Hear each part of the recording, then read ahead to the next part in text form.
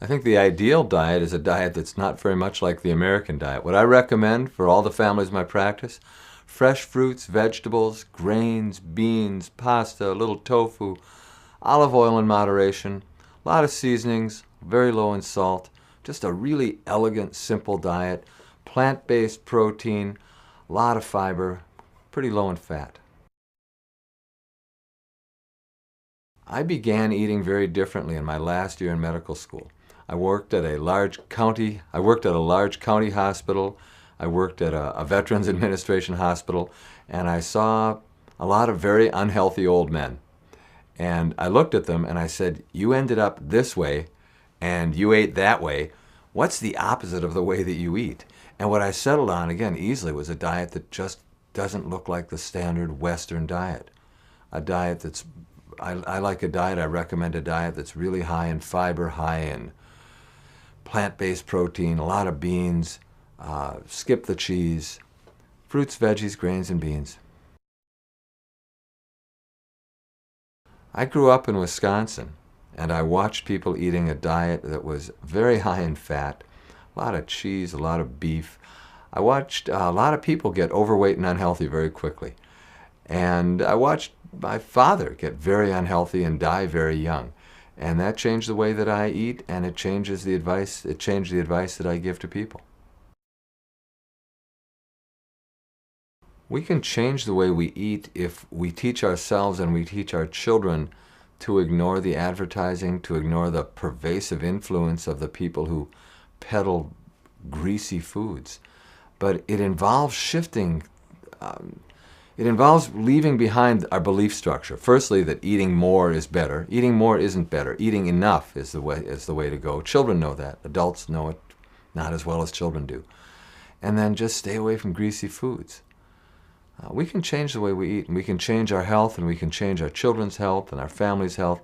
We just have to stop eating the standard American diet.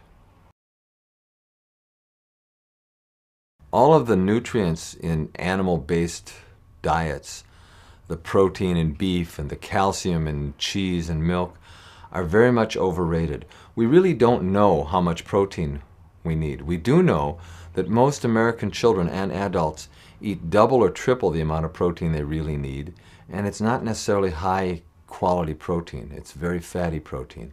We don't really know how much calcium children and adults need. We do know that in a country that has one of the highest dairy intakes in the world, we also have one of the highest incidences of osteoporosis. So we're not getting weak bones and fractures because of calcium deficiency. We're getting it because we have too much salt in our diets, too much protein, and we don't exercise enough. People want simple answers. They think that if you eat more cheese, you get more calcium and more protein. If you eat more cheese, you get more fat. As a matter of fact, we don't need to eat animal products to be healthy. Nobody is healthier because they eat cheese. Nobody is healthier because they eat beef. Eating animal products, eating animal protein, is one of the unhealthiest ways to eat. There's a very solid statistical correlation between eating beef and becoming obese, eating beef, developing intestinal cancer. This has been studied and published over and over again, and we ignore it. There's a statistical correlation between drinking whole cow's milk and obesity in childhood. Again, we know this and we ignore it. Being healthy doesn't just mean not being sick. It means being fit, eating in a way that makes you want to be active, feeling good about how you look, how your day goes. Health is not just the absence of illness. It's the presence of well-being. The state of the U.S. healthcare system can be exemplified just by looking at something like diabetes. There is a tremendous amount of money being spent right now to find the cure for diabetes, and much, much, much less money being spent to figure out how to prevent type 2 diabetes and even how to prevent the triggers to type 1 diabetes. All the money is going into treatment. All the money is going into finding a medication to cure and to treat. And what we should be doing is looking at how we can prevent diseases, not how we can treat them. The American medical system is set up so that the money rolls into the doctor's offices based on doing more, based on treating with medication, doing surgery, and so on.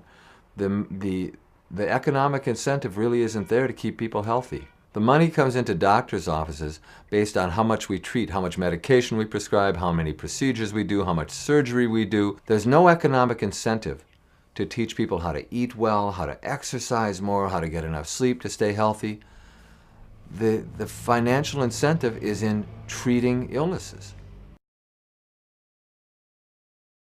The way to fix the American medical system is to inspire and pay doctors to keep people healthy. That's how we fix it. We allow doctors enough time and, again, inspire them to sit and talk with people about how to keep themselves away from illness, how to eat better, exercise more, get enough sleep, really simple things. Doctors have a strong influence just because we always have. And if our influence involves staying healthy, then we're going to fix the American medical system. Exercise changes everything. It changes your brain chemistry. It changes the way you digest and metabolize food. It changes the way you feel. I tell the patients in my practice, especially the fathers, that you need to get 2 hours of exercise a day, and they laugh at me. I tell them, get up early in the morning, take a hike, a walk, or a run, and then somehow in the day, go to the gym or work out. As people get into the 30s, 40s, and 50s, if you get 2 hours of exercise each day, you're going to be able to do a lot more with the other 22 hours than you would be with the 24 hours without exercise. And as far as children are concerned, everybody wants a magic answer. All the best dog trainers know that if you want a healthy, happy, well-behaved dog, exercise the dog an hour, 2 hours a day. If you want happy, healthy children, get them a couple of hours of exercise. It's not as easy as it used to be, where we used to be able to walk out our front door and we'd play kick the can or play tag after dinner. Now you have to work a little harder. You have to sign your kids up for soccer or basketball or ballet or karate. You have to make an effort to get the kids to a place where they can exercise. But it's really worth it. It makes them healthier and it makes them happier. And they do better in school if they exercise. Kids need to run. Adults need to run. We're all healthier when we run. I personally get up pretty early each morning and I spend about an hour hiking and running through hills. Later in the day, I go to the gym for about an hour. Thursday nights, Saturdays, and Sundays, I play soccer for 2 hours.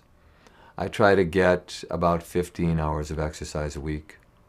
Try to get 20 some weeks. I don't always make it, but I make sure that I get a couple of hours of exercise every day.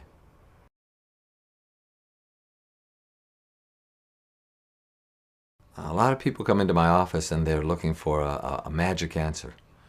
Eat this and you'll be healthier. Take a pill and you'll be healthier. It involves lifestyle changes. I've had success treating kids with attention deficit disorder who were either on medication or scheduled to be on medication. Encourage the parents to change the way they eat. A dairy-free diet helps. A sugar-free diet helps. Get the kids a couple hours of exercise a day. And these kids either can come off their medication or not go on to their medication. I've done second opinion consultations for kids who are overweight. And again, the parents and maybe even the children were looking for some magical answer. And the answers that I gave them, if I phrased it well enough, influenced them strongly enough, involved just eating differently, exercising more, and I've had success with it. The success rate isn't always high because there's such a pervasive economic influence in America to eat more and to eat badly and to watch more television and to play more video games instead of going out and running and playing. But I've had a fair amount of success with kids, changing the way they eat and the way they exercise.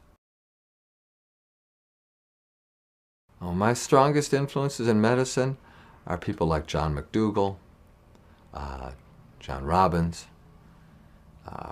Michael Clapper, an incredibly intelligent nutritional educator. People who've taken a step away from again, the standard American way of doing things in medicine. Dean Ornish is one of the first doctors who said, look, we can reverse heart disease. These people are pretty inspiring because what they did was they took a risk. They had a pretty fair amount of opposition from their medical colleagues, and they stuck to their ideas and their ideals. Right now I look to John McDougall most of all, I think. If we don't change our lifestyles, the way we eat, the way we exercise, decrease our stress levels, we're going to become a sicker nation, month by month, year by year. There are little blips. They report that there's less of a certain type of cancer this year than there was last year, or less heart disease this year. But overall, the trend is absolutely terrible. There are more overweight children and more overweight adults than there have ever been. There's more type 2 diabetes in young people than there's ever been. There are certain types of cancers that are on the rise, and nutritional illnesses are not decreasing, they're increasing.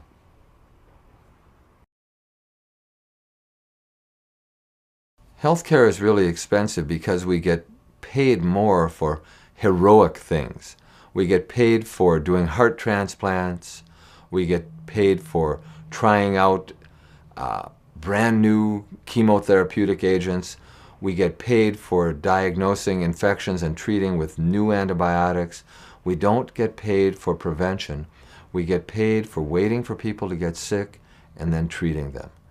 And the cost of healthcare in America has risen, again, year by year by year, and it will keep going up if we insist on paying doctors who want to be heroes rather than being teachers.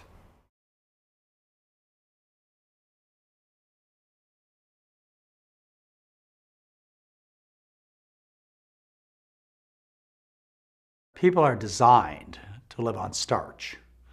And of course, that's something that really confuses a lot of folks. They think, typical person thinks that we're on a meat or dairy-centered diet. And of course, that's absolutely silly. And as people become more sophisticated, they say, well, we should be on a plant food-based diet. But that's not specific enough. The human being is designed as a starch eater.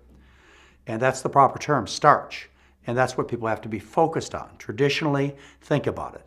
People have lived on rice, like the Asians, or sweet potatoes, like the people from New Guinea, or plain potatoes, like the people in the Andes, Peru and Chile, corn for the Indians. It's been a starch-based diet. You need those calories. You have to have those high-calorie starches as the center of your meal plan. And then you add fruits and vegetables. In addition, people are tough. They can tolerate some rich foods, some delicacies. And so if folks want to have delicacies like eggs on Easter or turkey on Thanksgiving or candy on their birthday or Valentine's Day, I mean, the human body tolerates that, but that's not what supports good health. Well, my understanding of what people should eat is based on my early experiences as a doctor. I was a plantation doctor on the Big Island of Hawaii. I took care of people who worked on a sugar plantation. And these people had their origins in countries like Japan or the Philippines or China. And they learned a diet of rice and vegetables, and they brought it with them to Hawaii, and they continued the diet. And these were the first generation people. And they had kids, and they learned a little bit more about the American diet, and grandkids were fully Americanized in their eating. So I had a chance to observe these three generations of people. The first generation, living on rice primarily and vegetables, very little meat, no dairy, were always trim. They had no breast cancer, prostate cancer, colon cancer, no diabetes, no heart disease, active into their 80s and 90s. Their kids, who gave up some of this starch and vegetable eating, went into more of the animal products, more of the rich foods. They got a little fatter, a little sicker, and the grandkids were just as fat and just as sick as anybody that I'd ever taken care of. So that was my introduction. That taught me that what I'd originally learned as an unhealthy diet, a diet without meat and dairy, was not true, because my healthiest people did not eat diets centered on meat and dairy. They ate diets centered on starch. And it also taught me that it wasn't inevitable that as you get older, you get fatter and sicker, because these people didn't. They maintained their good health and their activity into old age. It was because of their diet. I was raised in the Midwest, and the kind of diet that I ate was the typical American diet, maybe even a little worse than most people. My parents could afford to serve us all the eggs we wanted, all the white bread, all the steaks. I could drink a gallon of milk a day if I wanted, and I did. And we had, plenty of candy, a lot of junk around the house, and that was basically our diet because my parents didn't know any different. And so that's how I was raised. And of course, it was a difficult childhood. I suffered significantly because of that food. As a little kid, I was terribly constipated, had terrible stomach trouble. I lost my tonsils at age 7 because of all the dairy that I used to eat. In my teenage years, I had acne, pretty bad acne. I was quite lethargic, didn't have endurance, so didn't do well in sports. At 18, I went off to college and I continued all that rich eating at the dormitory, and I ended up with a major stroke, paralyzed the entire left side of my body, and it's still weak today, 40 years later. As a young adult, when I was, say, 22 years old, I was so fat, my mother called me fat. And at 25, I had major abdominal surgery because my stomach hurt so much and so often. Fortunately, about age 26, 27, I started changing my diet. And now today at 60, I'm healthier than I was at 18 or 22.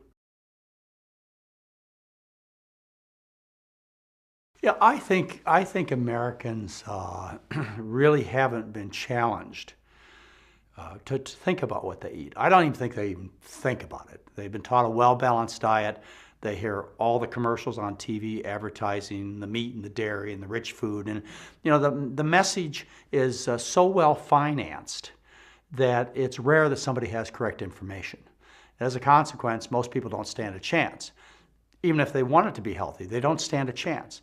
Now, for those people who want to be healthy and are willing to make the change because the information that is counterproductive to good health is so prevalent, they don't stand a chance. And I think the only help is for those few people who do care, who just say to themselves, hey, I got a great life, I got a great family, I got a great job, I've got this fat belly and I'm sick.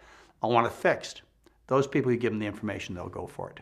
But I think the bulk of the population really doesn't feel motivated enough. They're not sick enough to make necessary changes, even though I would think they're sick enough. They don't think they're sick enough. And I think also the bulk of the population really doesn't think they have any real control over their future. They don't think food's important. They don't realize the profound impact that a dietary change will always have on them. And if they realize that, it would make a huge difference. But nobody's telling them. Industry's not telling them. Their doctors aren't telling them. The dietitians aren't telling them. Nobody's telling them. Well, people are fat because they eat like kings and queens. They eat like aristocrats of old. I mean, look at the art and the written history of the past, and what you see is obese people with gout in their feet. When you eat a diet that is full of rich foods, what happens is the body adapts to those rich foods, and part of the adaptation is it puts on a tremendous amount of body fat, and it gets sick. It gets terribly burdened. So it's just as simple as this, and this is one of the most important concepts for people to get. It's the composition of the diet. The most important thing that I teach people is their health and personal appearance depends upon the composition of the foods that are on their plate.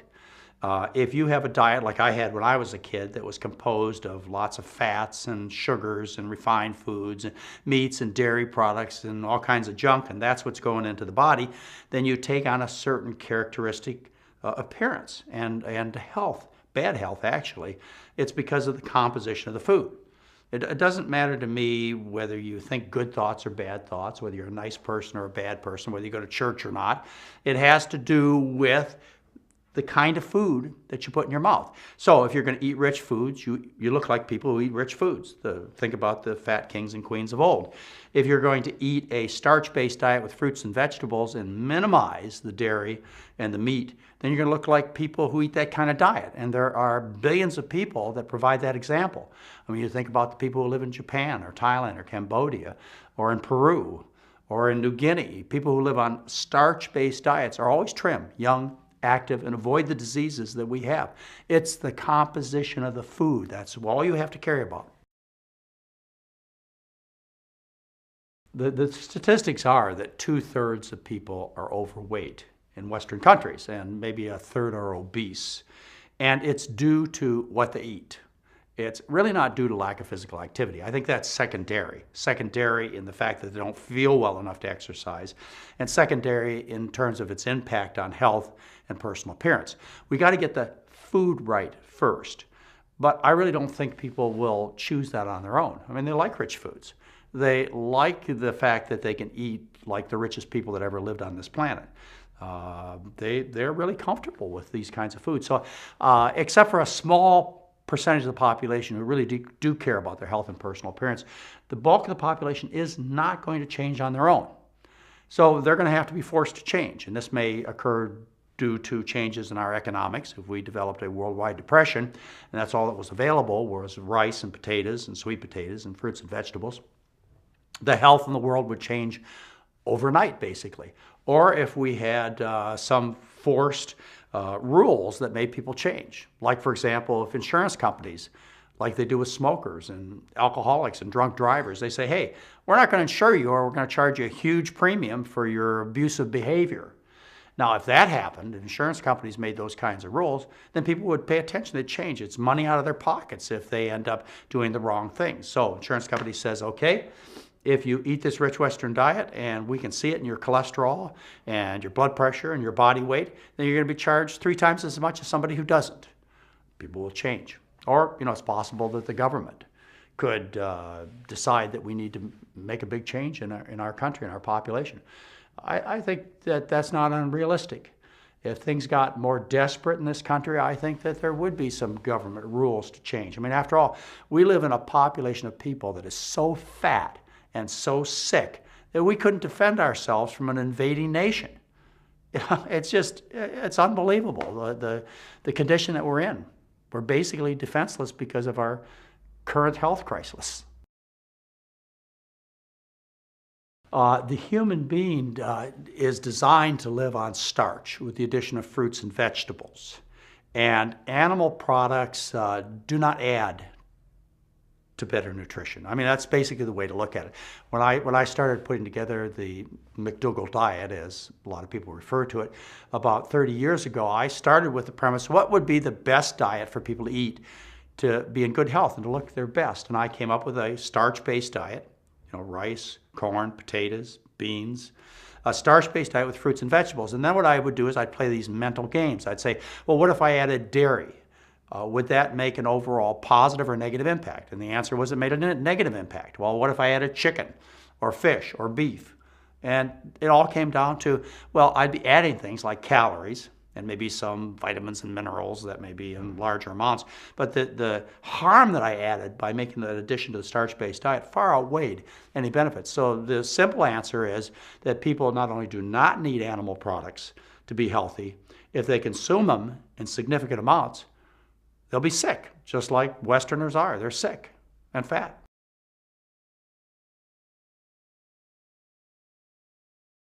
People are always telling me that they're going to be saved by their heredity, their good genetics. And they point out that Grandma and Grandpa, they live to be 85, 95 years old, eating bacon grease on their bread. And, that may be in part true. I mean, genetics are an important issue, but Grandma and Grandpa didn't live the same way that we do. I mean, pesticides and all these environmental chemicals only became an issue after World War II. And they ate out of their garden, and they worked hard all day long, and they spent time out in the sunshine, which is very important for good health. So it really isn't the same. And people, when they really look at the overall picture, they're not being saved by their genetics. And so I certainly wouldn't count on that. The issue of whether or not we should eat animals takes us along many different paths. The path I took was one as a doctor. I mean, I was interested in people's health. And what I saw is that people who relied upon animal flesh or animal byproducts like eggs and dairy products, they got fat and sick. And some of the reasons are identified easily by terms such as cholesterol and fat and lack of fiber and so on. But it's basically the wrong food for people is to eat animals. Now that's the original road that I took, but there are other issues too that have become even important to me, in fact, very important to me. There are issues such as the environment. And we're basically eating the earth to death by consuming all of this livestock, and this has got to change. And so I speak out vocally these days about the fact that you have to change your diet not only to save human health, but you have to change your diet to save the environment, and it's got to be done quickly. And then there's the issue of animal rights, which I can also sympathize with and give some very important credence to. So, yeah, it's wrong to eat animals, no matter how you look at it. I'm going to still emphasize the health issues and hope that inspires people. But to tell you the truth, I really think the change is going to come because people realize how much destruction they're doing to the planet by their behaviors. The U.S. healthcare system is a system based on profit. I mean, it's just out there to share a lot of money is basically what it is. If its intention was to really make people healthy, then it would be a very unprofitable system. As it is now, you got the commodity, which is sick, fat people, which everybody's getting fat off of, so to speak, economically. The doctors are getting rich, the drug companies are getting rich, the hospitals are getting rich, the insurance companies are getting rich off of all this sickness. After all, the bigger the business, the more money these insurance companies make. And so all the financial incentive is towards sickness. Now, we could change all that, and that would take some really strong manipulation of the rules. We could punish insurance companies and doctors for sickness. We could make it such a system where a doctor would be paid upon the patients being healthier. We almost had that. It was called capitation. It went by its way about 10 years ago, but under the capitated system, the doctor got a certain amount of money to spend on the patients. And what was left over, the doctor got to keep it. And so it was really to the doctor's advantage to keep the patients healthy. It never got around to that, but it could and it should. So if you change the financial incentives in our healthcare system so that good health, good function, and a good diet were the rewards, then we'd see a change in our health overnight.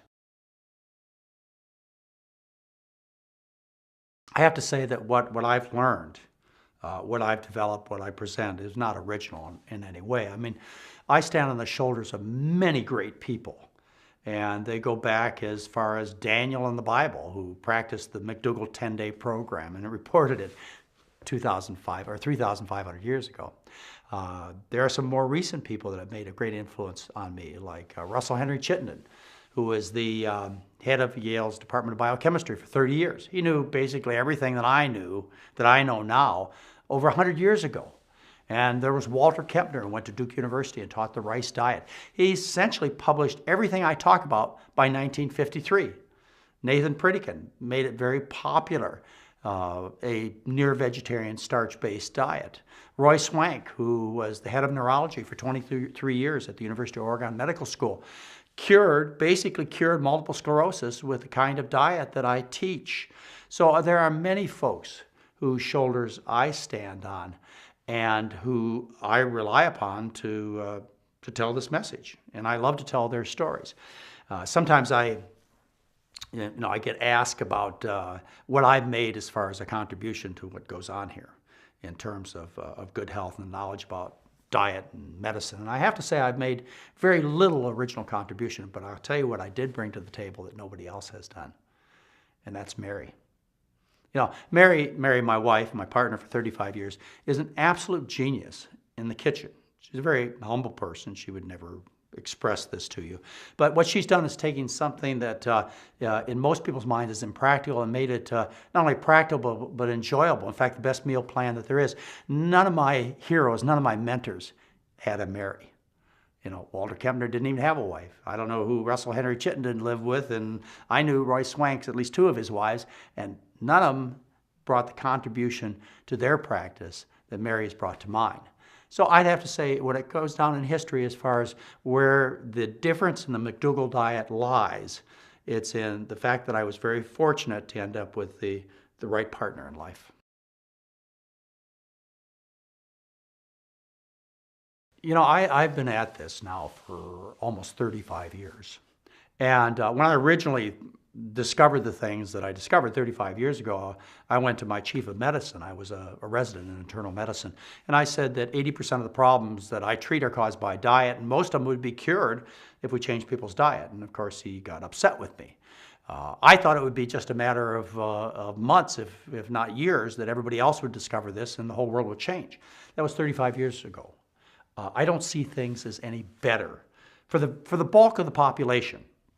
What I see is there are a certain group of people who have taken advantage of this information and made changes. It's just like with cigarette smoking. Intelligent people who have high levels of self-worth don't smoke. Who smokes are teenage girls and blue-collar workers.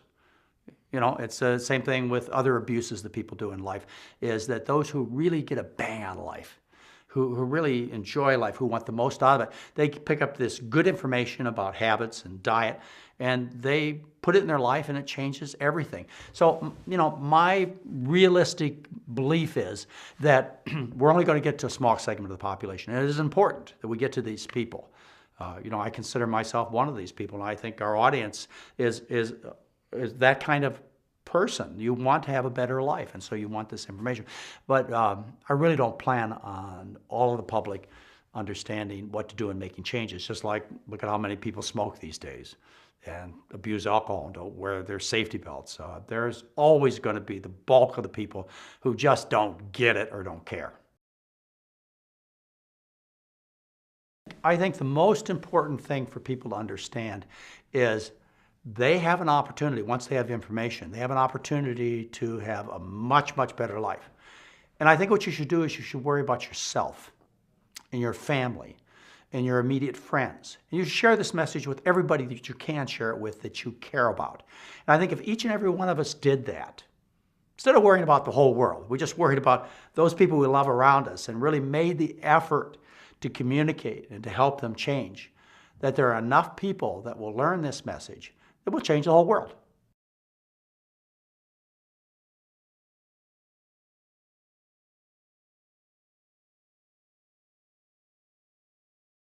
Certainly a healthiest diet is one that's very rich in high nutrient plant foods. And as you may know, I've been looking at this question for the last 20 years and actually spent a lot of time analyzing all the nutrient scores, or looking at exactly what is in food and what humans need to sustain not just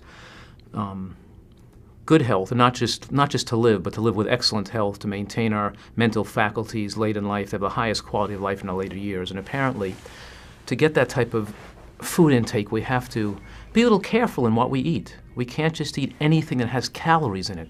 We actually have to seek out foods that are nutrient rich. And particularly, we have to eat lots of vegetables. Any society that we can look at the world over that had long life and a very healthy life expectancy in the most elderly members always had a diet rich in vegetables. Then to balance that out, after your diet is vegetable, one of the qualities of a healthy diet is to be vegetable rich.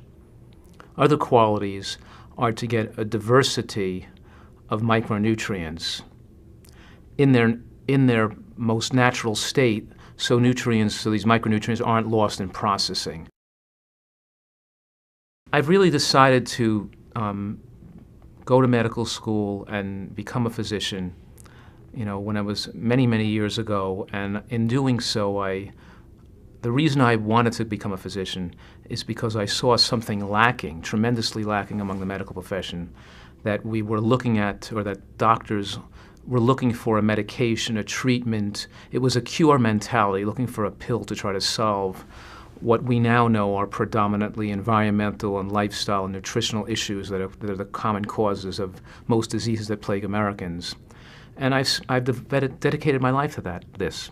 And over the last, let's say, 30 years, I've probably reviewed at least 30,000 medical journal studies on the relationship of nutrition to chronic diseases. And I've also probably read, every significant nutritional treatise or book written on the topic and published in the last 30 years. So I've made it my career to become an expert in these matters. And when you try to get a fair overview of the world's nutritional literature, it's not contradictory as people think. It's not that one study says one thing and the different study says something completely different. It really is, the preponderance of evidence is overwhelming overwhelming to realize that we don't have to have a population where 50% of us die of heart attacks and strokes. We don't have to have a population where 35% of the population dies of cancer. We don't have to have our elderly people having hip fractures and get demented and being in nursing homes, unable to function. We really have a unique and unprecedented opportunity in human history. What I'm saying is nutritional excellence enables people to achieve a much better health in their later years and to really free themselves from the medical tragedies that befall Americans. And I've come to that from not just my reading and my study, but then actually putting the conclusions into practice over the last 15 or 16 years. And putting it into practice, I've seen miraculously things happen consistently with patient after patient after patient. And things that warm your heart and say, well, this is unbelievable. I'm really on the right road, and this is a good career I've chosen for myself. I've had a unique or different experience in my upbringing. My father was very sick and overweight at a point in his life. He heard a man named Jack Dunn Tropp speak on the radio in the early 1950s about a book Jack had written called You Don't Have to Be Sick. Jack himself had 2 heart attacks before the age of 50. And just so you're aware, I was playing Jack singles tennis when he was in his 90s still. Here's a guy with 2 heart attacks before the age of 50, changed his diet, lived into his 90s with no further disease like that. But in any case, my father improved his health considerably and became a little crazy when he recovered his health and his pains went away and he was able to live healthier. I used to think, he's going crazy, he's going nuts. Everybody in the world, thinks one way, and he thinks nutrition is such a big important role, But as I started reading in my teens, and I said, well, this stuff makes a lot of sense, and I started to get more enthused about it. And then I spent most of my childhood as a competitive figure skater. I was second in the United States in pairs figure skating in 1973. So you can imagine most of my childhood was spent in a skating rink. Skating, 3 to 7 hours a day, running, training, lifting weights, exercising, always trying to improve our strength and stamina. And I'm sure having good nutrition, we realized helped us and made a big impact. So I've had a lot of, and then of course, later after I retired from figure skating, I realized there was a tremendous affinity and interest and love I had for what I had learned and what my father eventually developed, through his doing actually created an interest in me that I pursued into becoming a career of it. And then I was working in my father's shoe business. My father had a chain of 9 shoe stores, and I had finished my skating career, graduated from college, and at that point I had wanted to go back to medical school, but I thought I was too old. I finished college, I hadn't taken the pre-med courses, and then I met my wife Lisa. And my wife Lisa was in pre-med at the time, was taking pre-med courses and finishing up she had finished college and was pursuing a postgraduate program at Columbia. And she said, you're never too old. A lot of people do it. You can go back to medical school, when you finish college. If you don't have the courses, they have these special programs, at Columbia, at U of P, where you can go back and take just the sciences and the advanced science courses. And if you do well in those, you can go back to medical school. And obviously, I did well in college, and I went to Columbia, took those courses, and my wife and I actually went there together right after we just got married. I remember we got married on September 12th, 25 years ago. And then on September 14th, we began Columbia together in the postgraduate pre-med program, and then after that went to medical school. It's true, we have the most overweight and obese population in the history of the human race. And the question is why? And I have my own unique answer. We know that Americans are eating too many calories. We know that Americans are eating a diet that's very low in nutrients, and that 50% of calories come from processed foods, sugar, oils, white flour, and a huge percent of the American diet are animal products like cheese and butter and meats and things, and we're eating a very small amount of fruits and vegetables. We know the American diet is no good. We know that people are eating too much, but the question is why? And I have a unique answer here, and I think that one of the reasons why, and one of the main reasons why people are so overweight in this country, is because when you eat a diet that's so unhealthy, you become a food addict. And it makes the body crave more calories just to feel well. And in my books and in my writings, I talk about this concept of toxic hunger. that when you don't meet your micronutrient needs, you feel very poorly when you stop eating for a few hours and your body stops digesting food. And you could feel shaky, weak, lightheaded, mentally confused. Overall, you feel ill, and you feel better if you eat food again.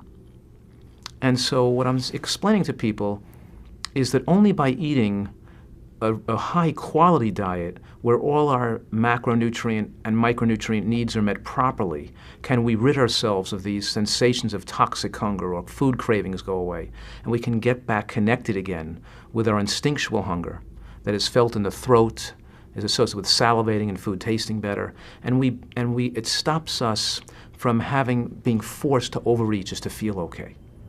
So I'm saying that why we're overweight is a complicated issue with multiple reasons why: social reasons, economic reasons, political reasons why the government supports certain food industries and doesn't support and gives subsidies for other foods, and factors of how food affect the human body and to create addictive drives and cravings. When you add corn syrup, when you add MSG, when you add a higher percentage of sugar, when you remove the fiber, when you remove the volume, when you don't have phytochemicals in your diet, a lot of these things play a role and interact. So the answer is very complicated, and it's a question I attempt to answer in a lot of my writings and work so people have a good understanding, because understanding that question, the answer to that question, is critical. Without that understanding, people fail going on diets, because they follow a diet, they lose some weight temporarily, and then they gain it back again because they didn't understand all these critical issues that determine overeating behavior, and it's an important thing to discuss.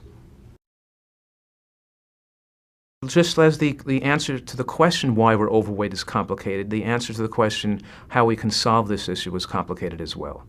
I think that people need to be re-educated. You graduate from elementary school, high school, college, even professional school or medical school, and the most critical information people could have and should have learned to protect their precious health, they don't know anything about. They're ignorant about. I mean, where is this education that we have to educate people. We have to re-educate our corporate climate and create a corporate culture of protecting your health, not looking at reducing healthcare costs by managing medical expenditures better, but by actually instituting a way of establishing healthier people that don't require so much medical care. And we have to change this through our government. Our government has to stop subsidizing, grains and the dairy industry and the meat industry and flour products. It lowers the price of things like cheese, butter, and meat, and raises the price of fruits and vegetables because we politically and economically, we subsidize some foods and don't subsidize others. And I'm not saying we should be subsidizing healthy foods. Just by removing the subsidies on the unhealthy foods, things will even out and the population will be eating much healthier, and that'll save a lot of the problem. So a lot of the problem comes from certain political things that were done through the power of the meat and dairy industry and foods and government policy in giving those industries a favorable economic status over other food industry. So I'm not saying that's the sole answer either. And really this is something that as the health of our population is going down the tubes, and as the obesity epidemic and the diabetes epidemic is reaching unprecedented proportions, I think people now are more willing to take a look and reconsider some of the mistakes we made in the past as a society, and these mistakes that are commonly being repeated in the modern world all over the world today, where we're seeing obesity develop like an epidemic that's spreading worldwide. Oh, I do lots of different types of exercise. I enjoy exercise. I mean, just this morning I went for a nice run. Yesterday morning I went to the gym and did some weightlifting and exercises on different equipment. But I love to snow ski. I like to water ski. I like to play tennis. I like to climb hills and mountains. I like to mountain bike. I like to swim. I like to snorkel. I love to take vacations and time off from work where what I do is fun activities that are physically fit type of exercise activities, and I love to do those things with my children. I play tennis with my daughter. I play soccer with my son in the backyard. We go.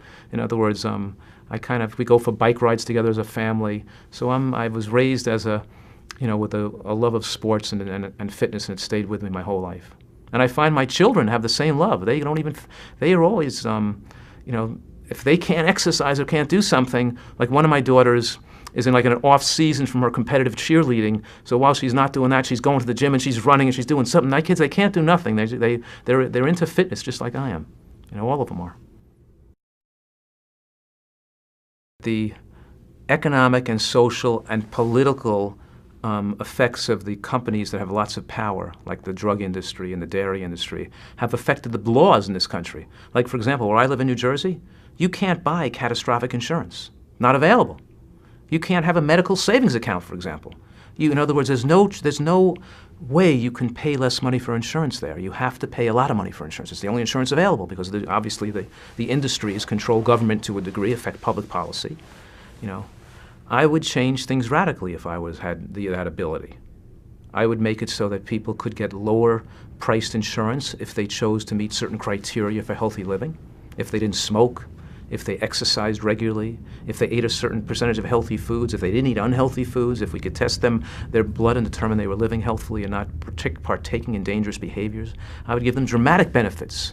I would make it so it's very economically advantageous to live a healthy life. And I would make it very economically costly to smoke cigarettes or to eat hot dogs and pastrami and bologna. I think, and I would give people obviously enable them to have dramatic reductions in healthcare costs if they lived in a lifestyle that earned, the statistics earned if they lived in a manner so that we could show that their lifestyle deserved those reductions in costs.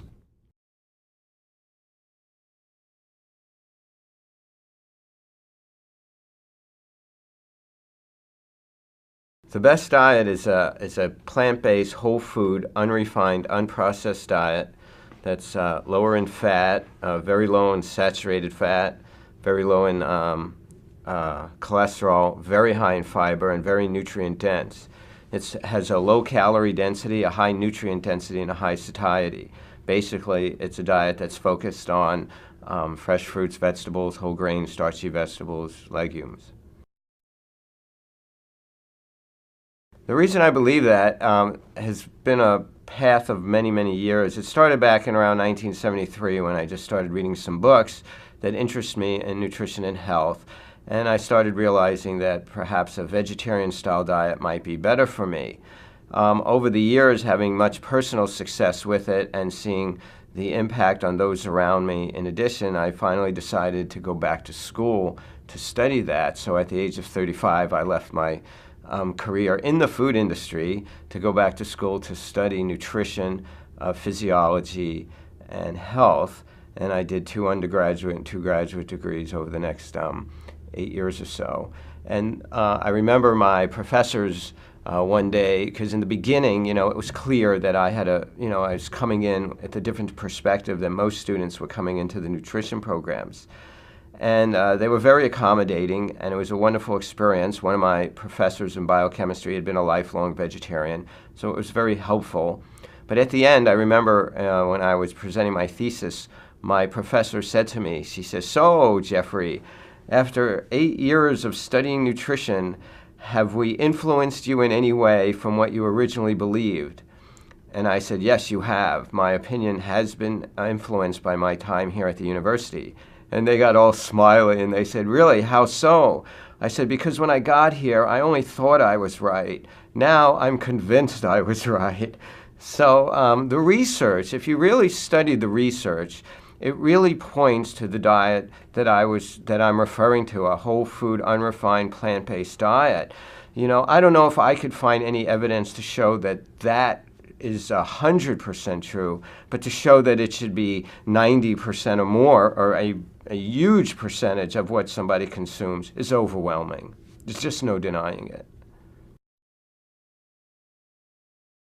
I was born in Brooklyn, New York, and I grew up on Long Island. And what many people don't know about me, I've been a vegetarian since I was 15, but I grew up in a house. My father was a butcher, and his grandfather was a butcher. And so I actually spent some time in his meat processing plants growing up. And what originally changed my mind was some books I read back then, kind of the fallout of the 60s, you know, the alternative movement, the counterculture. I got involved in meditation, yoga, and vegetarianism. So that was part of it. Also, I remember just distinctively one day working in my father's plant, and I was unloading these like 500 barrels of meat on a scale. And, you know, I had the big metal hook, and I was unloading what had come in as a barrel of tongue, which is a popular Jewish food. And I was unloading them onto the scale to check the weight.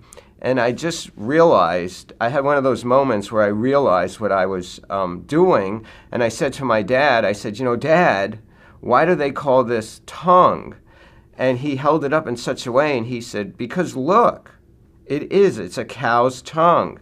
And I realized I was holding in my hand this giant cow's tongue, and it just got me very uncomfortable, and I had to walk away from what I was doing. So that kind of led me towards vegetarianism, and what also pushed me a little further is when I would work with my dad one day, he used to go in very early in the morning, around 3, 4 o'clock in the morning, to get all the meat production and food production done so we could get it to the stores in time before they opened. And, we'd get in around 3 or 4, and, I don't start to work till at least 6, so I would just nap in his office.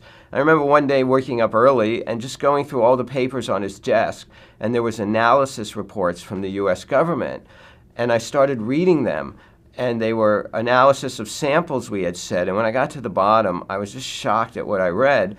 So because of things that were allowed in the food and that they had found in the food, of course, in less than legal limits. And so I went to my dad and I said, Dad, look at this paper. This says that this stuff is in the food. And he said, well, yes, that's the government analysis. They allow that in all processed food. There's just a legal limit you have to stay under. We get it tested all the time. And I was like, but Dad, how can we make food like this that has all this crap in it? I mean, this is just stuff people, parts of bugs and droppings and stuff. And he just looked at me and said, get back to work. Do you want to eat? And from that day forward, I just have always looked at processed food I've just looked at processed food differently, and it has really opened my eyes to processed foods. And hence, when I do the class like on label reading or health food versus healthy food, and people say I have such a passion for it, how did that start? I say it started that day. It started the day I read the government analysis of what was legally allowed in food that most people didn't know about. So it's always been a passion of mine to help people understand what's really in food. Americans burn less calories per day. I believe it was in one of the Surgeon General's report on physical activity. He said that the average American burns about 500 calories less per day than he did, a couple hundred years ago. Most of it due to modern conveniences. And he gave some examples that were kind of interesting, like for a family of 4 to do laundry, a woman to do laundry for a family of 4 a couple hundred years ago by hand costs like 1,500 calories of energy, where today to do it in a modern washing machine burns at most maybe 250 calories. Now, I thought he left out a very important number. He didn't say how many calories it burns when you drop it off at the dry cleaner, because you don't burn any calories. He also said the old push mowers, if you remember with the rotating blades, when you push them, you would burn about 500 calories an hour. He said power mowers today, you burn maybe 100 calories an hour. And again, I thought he left off an important number. He didn't say how many calories you burn when you're on a riding mower. Now, I actually did that study, and it turned out that people actually took in a calorie excess, because most of them who are on the power motor are usually drinking a beer or two, so they're usually taking in excess calories. So one side of the equation is we're less active. The other side of the equation is we eat more calories than ever before. Calorie consumption since 1970, based on production statistics, food availability, is up about 20 to 25%. So clearly we're moving less, we're eating more, we're getting much heavier. Plus the type of foods we're eating has changed dramatically. We're eating foods that are more processed, more refined, and more calorie dense than ever before. And a lot of people will say to me, but Jeff, I don't know why I've gained weight. I eat the same thing I've always eaten. What they don't realize is that's not true. The appearance to them is they're eating similar things. But I mean, here's one example. Just go to a movie theater. 30 years ago, maybe you've got, a 6-ounce Coke and a 12-ounce Coke and a 16-ounce Coke. Those were your 3 sizes. Not that Coke was your best choice, but those were the 3 sizes. And you got a very small bag of popcorn. The small size now in most movie theaters is 32 ounces. The medium could be 48. The large could be, 50 some odd. And of course, we have 64-ounce, drinks these days. The same thing has happened with everything. When you look at the size of cookies, donuts, portions, everything has gotten so much bigger. So people don't realize they're eating more. When I was growing up, if you got a little snack bag of maybe, let's say, pretzels, it was a 1/2 ounce. Today, bags of pretzels could be 2 ounces, 2.5 ounces, 3 ounces. So people say, well, I give my kids, a bag of pretzels. I say, no, you don't. It looks like a bag of pretzels. You give them 6 bags of pretzels. So food has gotten much more calorie dense. And plus, we've gotten away from just eating whole natural foods. When we look at the fiber content of the American diet, it's about 12 to 15 grams of fiber per day, which is extremely low. Basic recommendations are around 30 to 38, depending on age and gender. I believe it should be at least 35 to 50. Now, I bring that up because the only place you really find fiber is in natural, unprocessed, unrefined plant foods. Well, if we're not getting in fiber, then we know we're not eating lots of fruits and veggies and whole grains and starchy vegetables and beans. People may say they eat fruits and veggies, but the reality is for most people, fruit is nothing more than citrus fruit, most of it in the form of juice, most of it in the form of orange and grapefruit. And the same with vegetables. Some people, they count ketchup as a vegetable. They count French fries as a vegetable. Where's the real fruits and vegetables? People, and of course with all the crazy diet books that have gone on, people are afraid to eat things like corn and potatoes and grapes. They get heavy because they eat all this junk food, and then you ask them to eat a piece of fruit, and they go, my God, I can't eat a grape. Do you know how many calories are in that?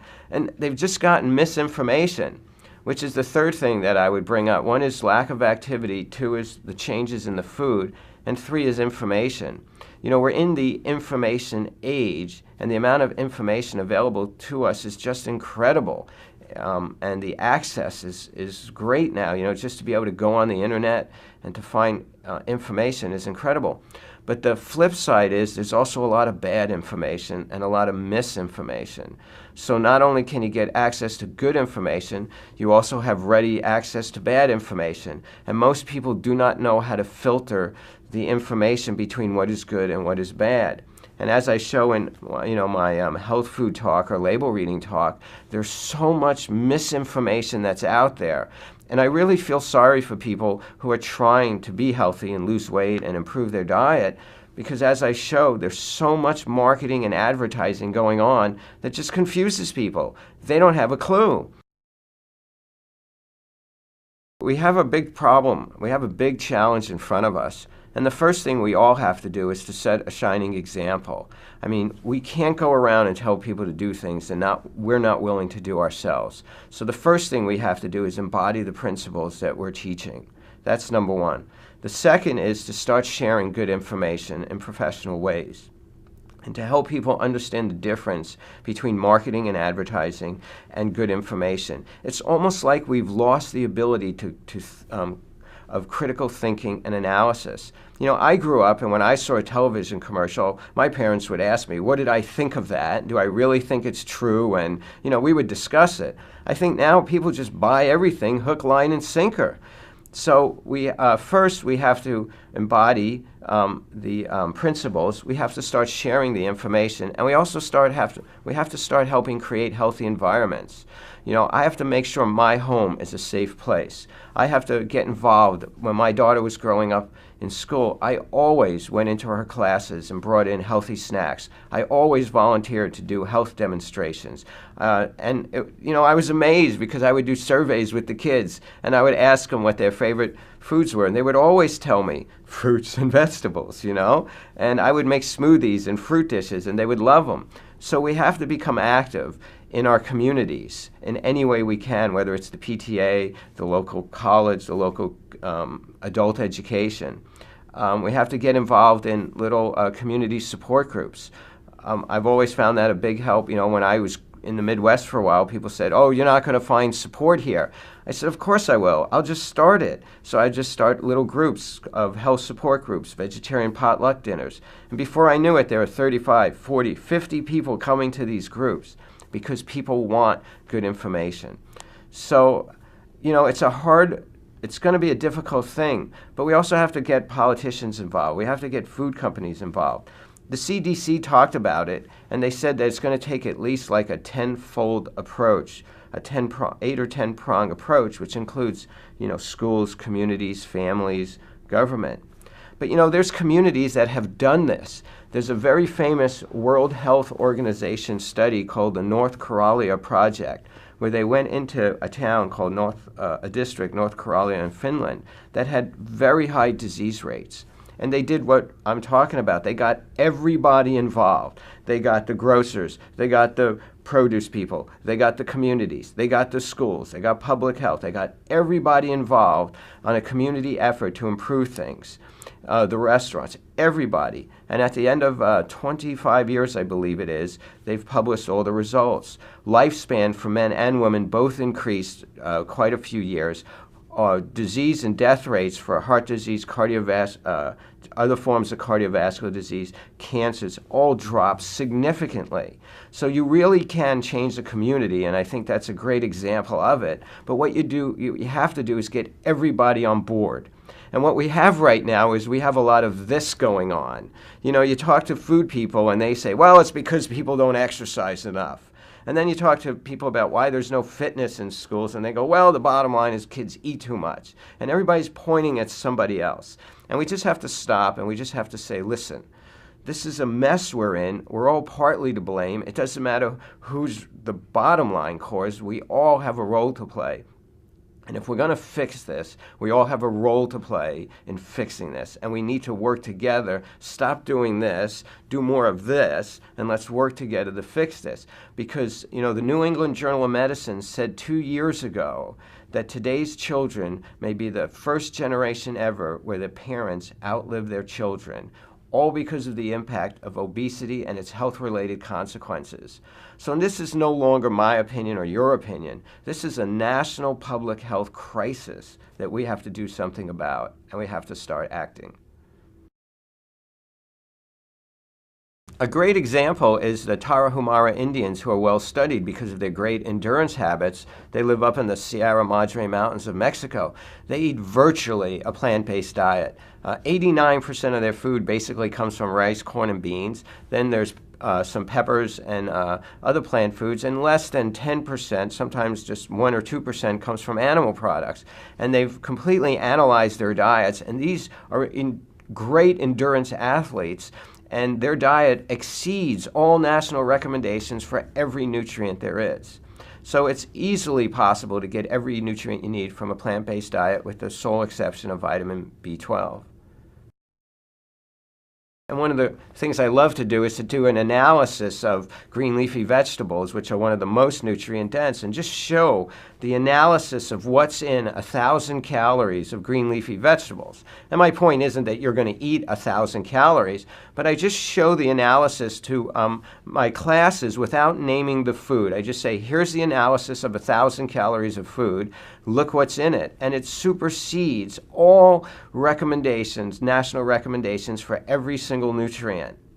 And so I said, can anybody guess what food it is? And of course, everybody wants to guess some superfood they hear about, like walnuts or soy or, you know, broccoli. And when I tell them it's just romaine lettuce, everybody is just shocked to see that.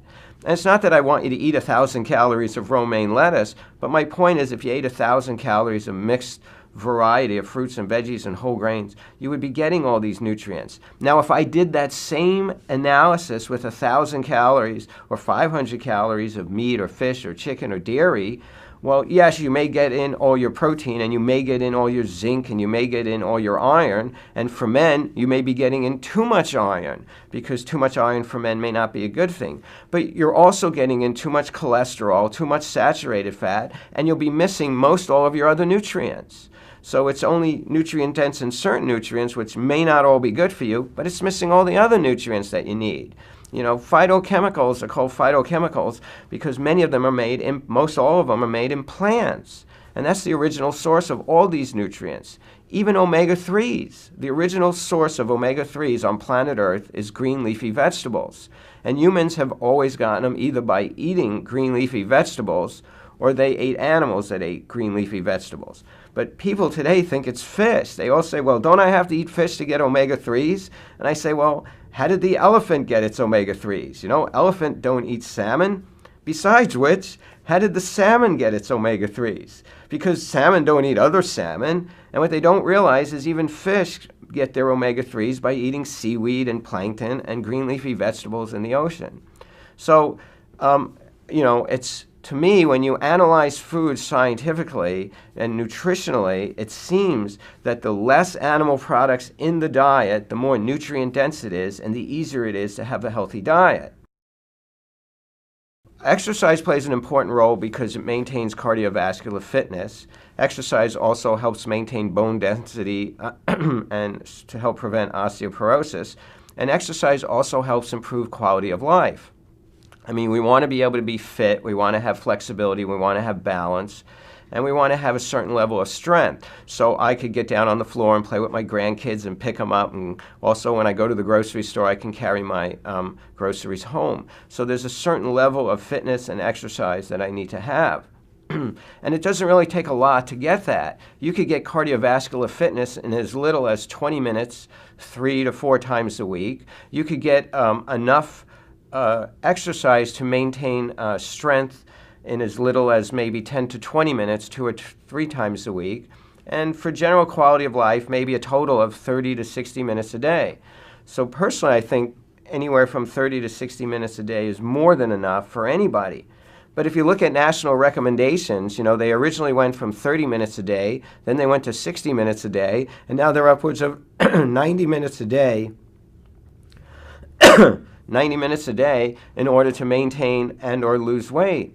Well, the only reason they've had to increase the exercise guidelines so much is because people are eating so many more calories and they're trying to offset the extra calories we're all eating. So, you know, the better approach is to eat healthy and then do the required amount of exercise you do. Personally, I do about a half hour of very vigorous exercise every day, and about a half hour I walk outside on the beach.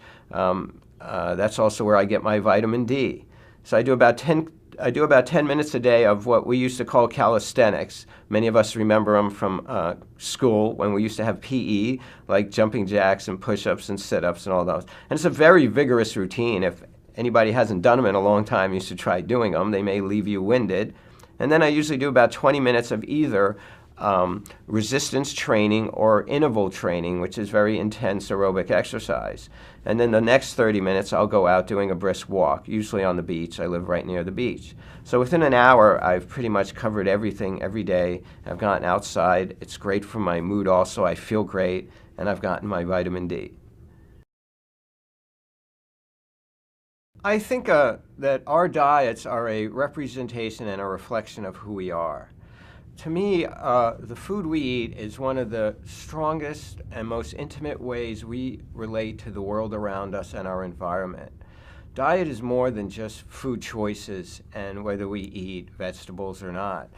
Diet affects everything about us, our physical health, our emotional health, our spiritual health. You know, over the last 30 years, the relationship between diet and physical health has become now like a known. You know, where 30 years ago we were just learning about it. But now we're seeing the impact of diet on different mental health issues, depression, anxiety. We see the effect of diet on on how it impacts brain functioning, you know, and even brain-related diseases, Alzheimer's, and so diet is a very big part of much more than just being physically healthy. Also, One of the things that always affected me, as I mentioned back in 1973, when I first became vegetarian, I also started meditating. And for me, all of this has been interconnected from day one. Who I am is a reflection of who I am in the world and the way I behave in the world. So the way I see myself is reflected in my everyday choices. So one of the things that meditation has taught me over the years is to walk softly on this planet and to have a lot more compassion for all of those around me, and whether they're humans, animals, or anything. So I try to walk as softly as I can on this earth, do as little damage. I grew up as a camping and Boy Scouting and learning things, and one of the rules of the road when you went camping into the forest and national parks was to leave no footprints. And I think that's like a great motto for the way we, as far as doing anything harmful in this world, leave no harmful footprints, to do as little damage as we possibly can. And I think that's reflected in our choices. Clearly, we know the benefit of a plant-based diet on physical health, but the impact also on the environment is tremendous. So, we have a lot going on these days about how we can impact the environment with global warming, gas, the price of gasoline, automobiles, all this. Well, one of the greatest impacts on the environment is our food choices and the fossil fuels used to not only grow this food, but to transport it and to keep it and all that. So the simpler we live in this world, and the closer we live to a natural diet that's grown locally and fresh produce and all that, the less impact we have on the world around us. I think the U.S. healthcare system is a sham, and everybody's trying to fix it, and in reality, I'm not even sure there is a fix for it.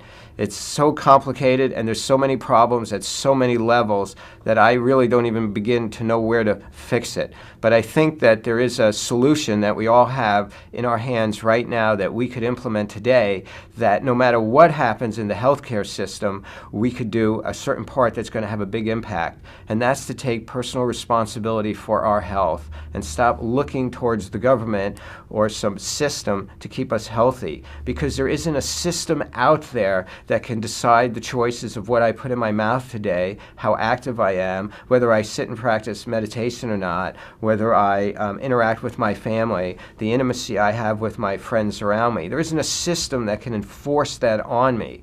And a lot of what we call healthcare and what we call prevention isn't prevention. We're being sold a big bill of goods. True prevention is not part of the healthcare system, because the healthcare system, like any other system, is a money-making system, and there's just no way to make money on true prevention. So what's called prevention now is really primary intervention.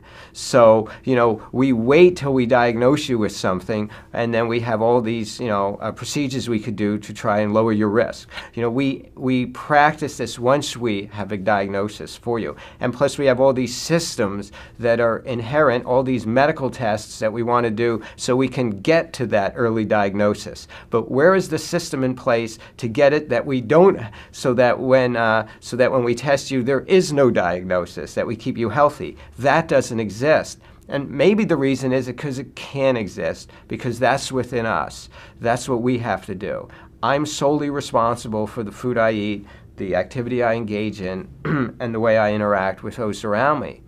The problem, though, that I see is that we aren't getting that information out to enough people. So in my mind, a true healthcare system would be one that empowered people and gave them the information they needed to take care of themselves in a holistic way, meaning WHOL, holistic, the big picture, so we wouldn't have to rely on those. The healthcare system would then be an emergency medical care system for those emergencies that come out and those problems that can't be helped by, taking personal responsibility of our own health. My influences have changed over the years. When I first got involved in all of this, some of my biggest influences were Ram Dass, because of his influence on meditation, vegetarian, and spirituality. Because for me, from day one, that's what this always was about. It wasn't a diet. It wasn't an animal rights issue. The reason I did all of this, I always say, was a philosophical issue. It was just a whole way of looking at the world and being in the world. And Ram Dass at that time had a big impact, as did some of the raw food movement. I, for whatever reason, stumbled on some of their books.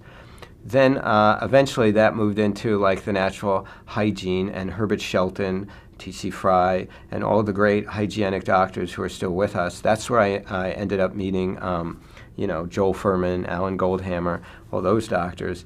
And then also in the early 80s, as I started getting really serious about this, the work started coming out from Nathan Pritikin and John McDougall. And so those two had a big influence, and especially John McDougall. John McDougall had a big influence on my life because I was doing this from the alternative side. I didn't want to join the system. I wanted to beat the system. So I was doing things on the side as an alternative health practitioner. And what John did for me was he showed me that there was actually a lot of benefit from going into the system and trying to change it from within. So he was, for me, like the first doctor that I knew who actually went in and was making a giant impact. So eventually that led me to going back to school to get my undergraduate and graduate degrees in nutrition physiology so I could then go into the system and also try and make a big difference. And I have to tell you, that really changed everything. The doors just blew open when I got out of school. And I don't know if it was because I went through school and got the degrees or what happened, or it was just the timing of the universe. But because of that, the doors blew open and so many opportunities have happened. And so I've been able to interact and make a bigger impact than I was ever doing in the years before. And of course, one of the coup de grace of the whole thing was at the end of my schooling, I got to do an extended internship of my choice, of an area that interested me. So I chose to go spend it with John McDougall at his center out in California. So that was a big event for me. And so we've been he's had a big influence. Today now, it's everybody out there who's doing this in a little way and impacting the world.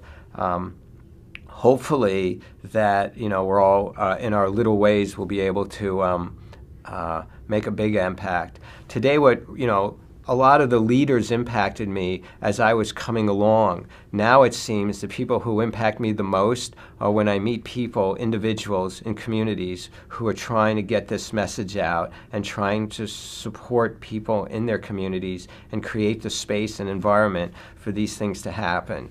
Because to me today, those are the real leaders. Because like any big change, it's going to happen.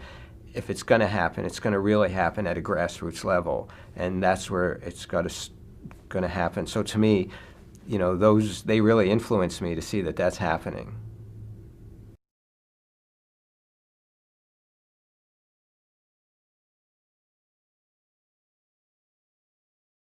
In my opinion, the healthiest diet is pretty strictly a vegan diet. I have been everything, and definitely would never be a carnivore again. Vegetarian was pleasant, but I do feel that since I've been vegan, I have been healthier. And I must add that I've tried for the last 6 months to be gluten-free. Now, there's no ethical or moral component in that, but I have found it to be an amazingly healthy diet, and I've discussed it with a number of doctors, especially my wife, who's a medical doctor, and she's looked into it and decided that there are some real benefits to it, mainly because gluten is in so many processed foods. If you don't have the processed foods, then you don't have to worry. But it also takes me away from eating too much bread and so on. So a vegan diet seems to me possibly the healthiest diet on the planet. First of all, from my own experience, of course, and then from the experience of people around me. I'm just amazed when I look at somebody like John Robbins. Sent me a picture of him with a six-pack, and he's 60 years old and this smooth skin. He's strong, bench pressing 250. I'm only 200, but still, I'm 6 years older than him. But I felt that it is healthy. I watch people who do it, and I see that they look good, that they look healthy, that they feel better. And for me, of course, the most important part has been the ethical component. I just feel very strongly that no animal should have to die for my sake. And I just don't want any animal to die so that I can taste something that I enjoy. I'm willing to give up taste. And of course, as everyone vegan will acknowledge, after a while you don't miss the taste of meat. You don't miss the taste of dairy products or eggs, and you discover such a wide panoply, just an amazing variety of fruits and vegetables. There are many good reasons to be vegan that have nothing to do with animals, but for me, still the strongest argument is that I simply don't want animals to be slaughtered. And, I think it was Emerson, long, long ago, he made this amazing statement. He said, "You have just dined, and no matter how far the distance, you are complicit in the original murder." And, that struck me when I read it. I thought, my God, of course he's right. Because it's so easy for us today to forget that we're eating meat. I mean, most people, when they eat meat, do you realize somebody took a survey? I mean, it's a little bit old now. I think it's about 10 or 15 years old, but it's still extraordinary. Asked Americans how many of them knew that what they were eating, the meat, came from a dead animal. And a high percentage, between 35 and 50, said they had no idea. Now, these may have been children. I'm trying to get the study because I'd like to see it. It's so fascinating to me. But obviously people, and today this is very true of children, if you ask a children, where does a chicken come from? It comes from Safeway. It comes from a market. And it comes wrapped in cellophane. And there's no way of determining that this was a living animal. For us, for too many people, meat is an abstraction. And I do believe that if we had to kill our own meat, the world would be at least 90%, if not much more. Somewhere between 90 and 99% vegetarian. There are always people willing to kill, but it's interesting that in every society, butchers are almost a class apart. It's as if the person does not want to be associated with the act of killing. I think almost everybody has a bad conscience about it. It was harder to do that than just about anything else I've done. On the other hand, once you do it, a lot of other things flow. You begin to ask yourself, it gives you a way of looking at the world that is new. So you can begin to question a lot of received wisdom. And that has always been very important to me, since I was once a psychoanalyst and I questioned the received wisdom of psychiatry. And I think it's easier to do that once you become a vegan, because you begin to see how often we're fed misinformation, and that you have to really think for yourself. You have to do research for yourself. You have to ask the hard questions.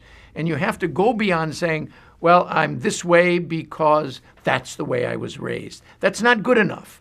And I'm always amazed when somebody says, I'm a very strict Catholic. And I say, why? Well, I was raised that way. Is that a good enough reason?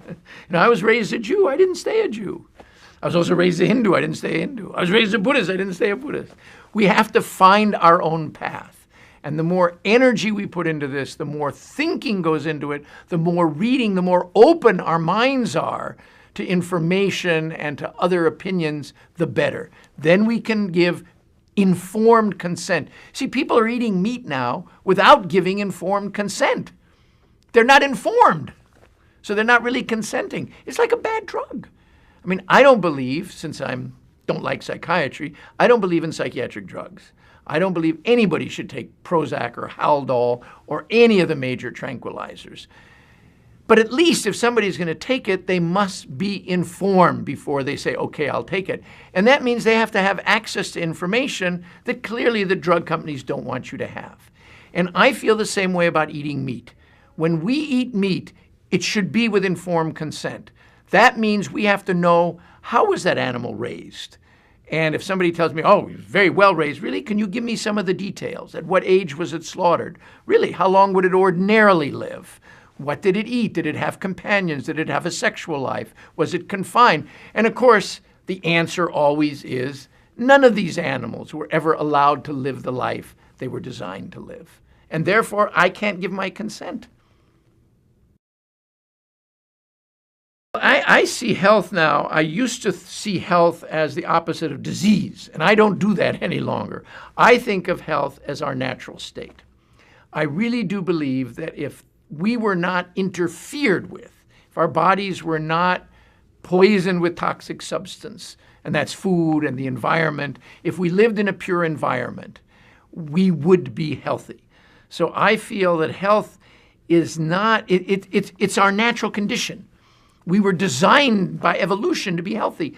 Look, if you look at a cat, I mean, I have 3 cats now. All 3 of them are remarkably healthy. They've been healthy since I got them at 8 weeks, and they're healthy now 6 years later. They never get sick. They're cats, and they're doing what cats should do. They're running around, they're climbing trees, they go for walks with me. They're not going to get sick because they are healthy, because they are living their natural life. If we were to lead a natural life, and that means a lot of activity, it means eating, for me it means eating only plant-based food, but for anybody 10,000 years ago, it meant eating mostly plant-based food. I mean, if you look at the diet, and especially now, new research is showing that, especially by women anthropologists, that the myth of the male hunter is just that, a myth. It was primarily that the reason they're called hunter-gatherers is because men were saying that the part of hunting is important, but the women recognized it was all gathering. At least 95% of the food that we ate in our evolutionary history was plant-based. Only a very small amount was meat. It was very difficult to kill these animals. You didn't do it often. It was dangerous. So we subsisted mostly on plants, and we did very well. It's true that we've improved the fact that children don't die at childbirth any longer. But if you discount that, hunter-gatherer society lived better lives than we do, healthier lives. They did not get ill as often as we do. They certainly didn't have any of the diseases that we're subjected to today because of the kinds of foods we eat and because of the movements that we don't make and because of the toxins around us. And that's one reason my wife, a medical doctor, a pediatrician, chose to live in New Zealand. She wanted to live somewhere where we could know that we were not going to be in that environment. We didn't want to live with 7 million cars around us. So we live on a beach with no cars. We built our house without any toxic substance. We have no rugs. We have no glues. We have nothing toxic whatever in our house. We eat only organic fruits and vegetables. She's very strict about this. And she says, for her, it's not a moral thing. It's purely medical. She said there is tons and tons of medical evidence that this is the best way to live, to stay healthy. And we're all healthy, all 4 of us. We cannot be so insular.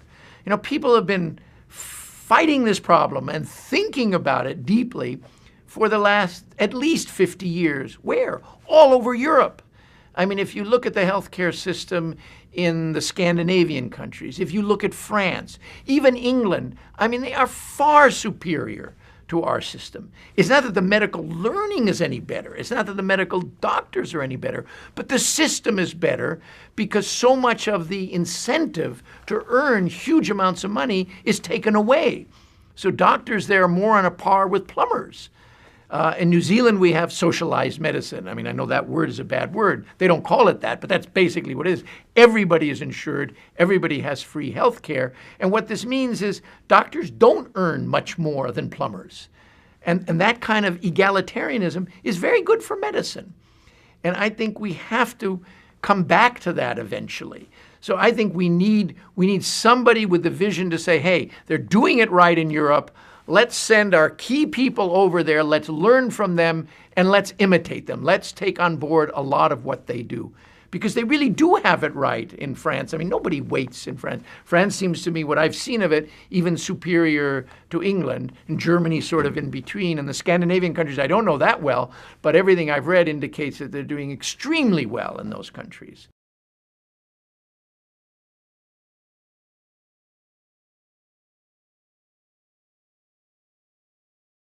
The best diet is the diet that makes you feel the best and gives you the most health, the longest years of health, and it permits you to fulfill your purpose for being on Earth. And as a rule, that's a plant-based diet. That's a diet that's low on the food chain, that's based on whole foods, lots of fresh fruits, lots of fresh vegetables, a wide variety of fresh vegetables, green ones, yellow ones, red ones, orange ones, all kinds of colors, and whole grains.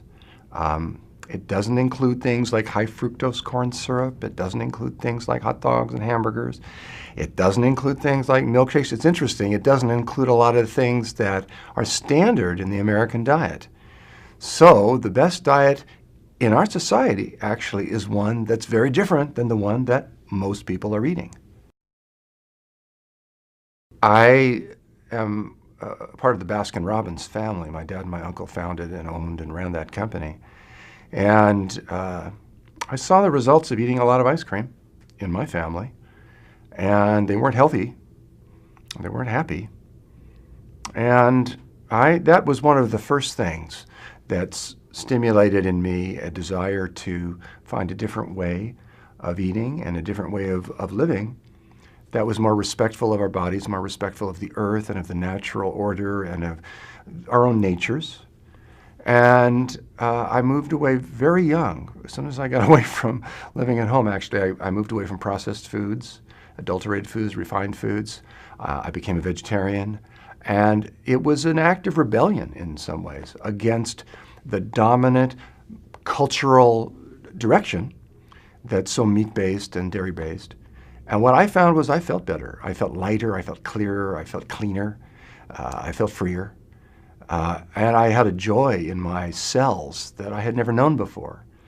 And I think part of that was not eating the flesh and the products from animals whose lives had been nightmares of suffering, because that's what modern meat production is based on. We treat these animals as if they had no needs, no value, as if they were just commodities. And we frustrate all their instincts. I'm talking about agribusiness. I'm talking about modern meat. And then we eat these products from them as if it was the normal thing to do, when really there's misery on the menu when we do that. And I think that's one of the reasons I felt so much better when I stopped eating those foods, was because I wasn't eating the suffering that was embedded in the tissues and the cells of these animals. What's wrong with eating animals is when we're not aware of the fact that a life was taken and a life was lived that led to that taking. And what kind of life was it? And the reason I bring that up, and the reason that I think that's very important, is that modern factory farming treats animals without any level of respect. In fact, with contempt for their needs, for their instincts, for their well-being on every level. And the degree of cruelty that's involved in modern meat production is so severe. You don't have to be a vegetarian, you don't have to be an animal rights activist to find it deplorable, to find it appalling, if you actually see what it is, how far it's gone, how grotesque. Because animals have muscles that enable them to move about, but their movement is so restricted, they are so confined, they are often kept in cages barely larger than their own bodies, unable to move at all for the duration of their lives. Now that makes economic sense to the industry, because an animal that is unable to move is unable to burn calories, and therefore the feed that goes into the animal is all converted into fat, which is then sold to the unsuspecting and unwary public. What's wrong is when we eat that without any understanding or any recognition that an animal not only gave its life, but endured almost unbelievable suffering and deprivation, so that we could have that tasty morsel that's full of fat we don't need, that's full of protein we don't need because we can get our protein elsewhere. And I think that the day that we start to ask where our food comes from and ask who's being affected and whose lives are involved and who's being oppressed or who's being harmed or who's being supported and what are the economics and what are the ethics, that's the day that we start to take responsibility genuinely for the food that we're eating and the lives that we're living. I do a lot. I run. I happen to live in the hills outside of Santa Cruz, and there's trails that I run in with my son often. I run several miles every day. Sometimes I've made 7 or 8 miles. I hike. I work out with weights sometimes. I swim. I love to climb mountains. I also love to dance. I love to dance. I think the people that have influenced me the most in my life are the people I've been closest to. My parents, and influenced me a great deal, and in ways, not always in ways that I appreciated at the time. But what I appreciate is that they gave me something that I could choose to accept or not. My wife of 40 years, Deo, has influenced me enormously with her steady kindness and enormous amount of caring for me. My son, Ocean, has influenced me tremendously. He's such an inspiration to me.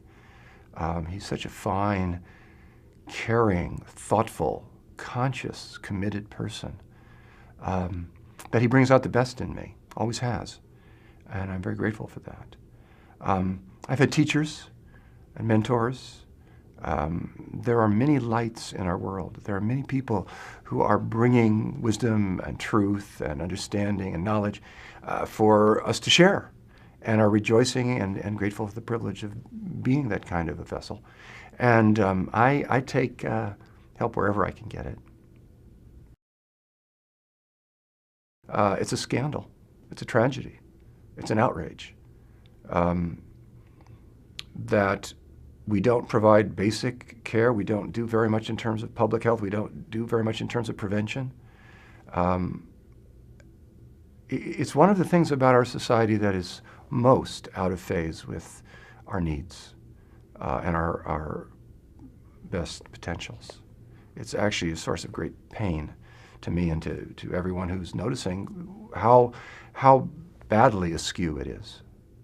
And that includes, by the way, the doctors and the nurses and who are pressured and don't have time and to educate themselves or their patients or actually even be present in a human way. The degree to which profit and profit-seeking, profit motive has sucked the spirit out of healing and medicine and replaced it with something that's unworthy of us as human beings. It's one of the places, I mean, if I was a young person, I wouldn't want to be a doctor. I wouldn't want to be a nurse because the system is so outrageous. And what does that say? That you wouldn't want to go into a healing profession. It says something very sad. How would I fix our healthcare system? Well, I think, first of all, we have to take note of the tremendous role that food plays in our lives and our health. And we need to start subsidizing the healthy foods and taxing the ones that aren't. A simple example of that is to put a tax on white bread and use the revenue from that to subsidize whole wheat bread. Because right now, if you go into if you're living in an inner city, you go into a convenience store, it's all cigarettes and junk food. And there's nothing that you can eat. It's easier to find a Hershey bar than it is to find, or a pack of cigarettes than it is to find an apple or an orange. We need to start making healthy food, simple, basic foods, like whole wheat bread, like brown rice, like other whole grains, like fresh vegetables in particular, and the whole range of them, available and inexpensive for people. And let's fund that subsidies, by taxing the junk food.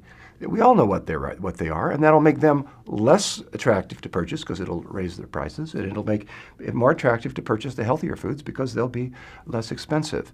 And I think that is the right use of government, and I think it's the right use of our collective will.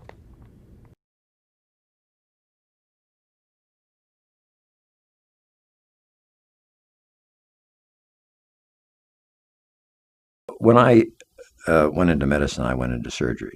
And that was that we were going to cut out disease. That's the way to deal with it.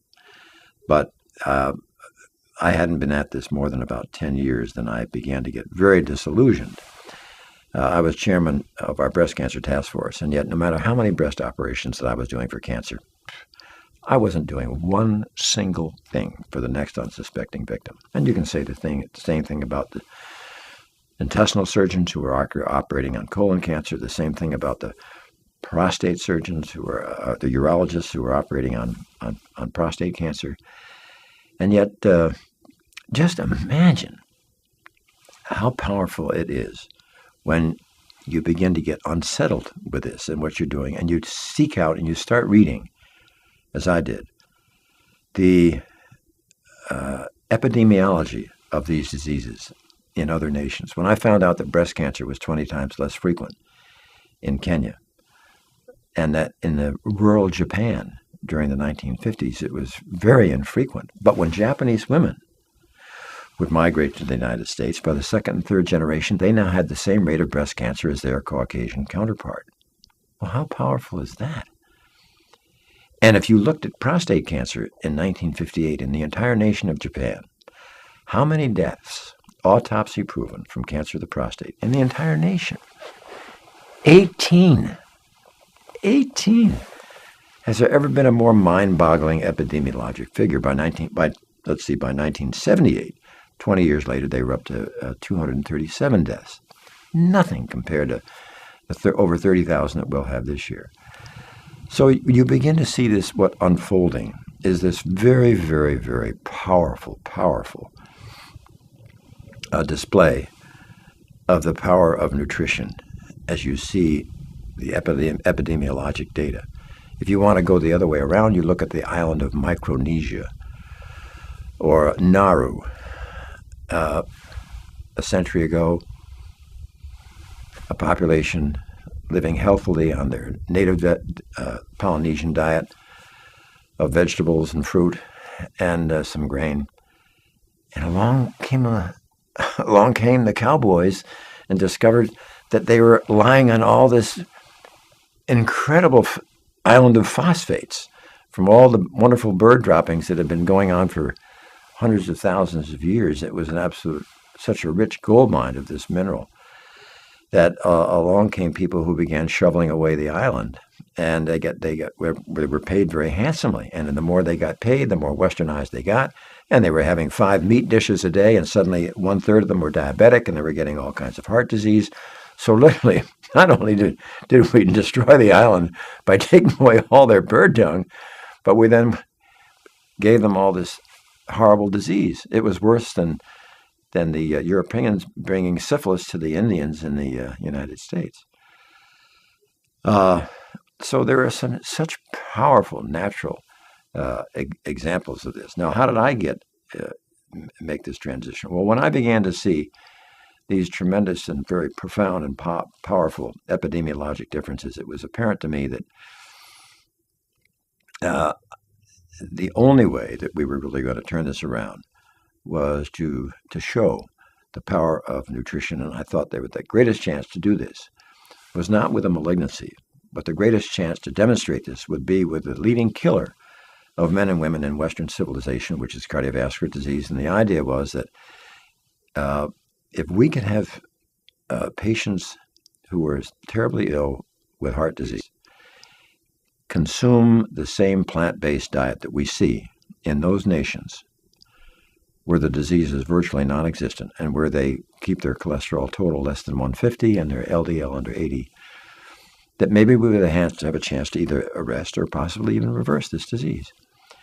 And that became such a driving passion with me that I turned it into that research that started back in 1985.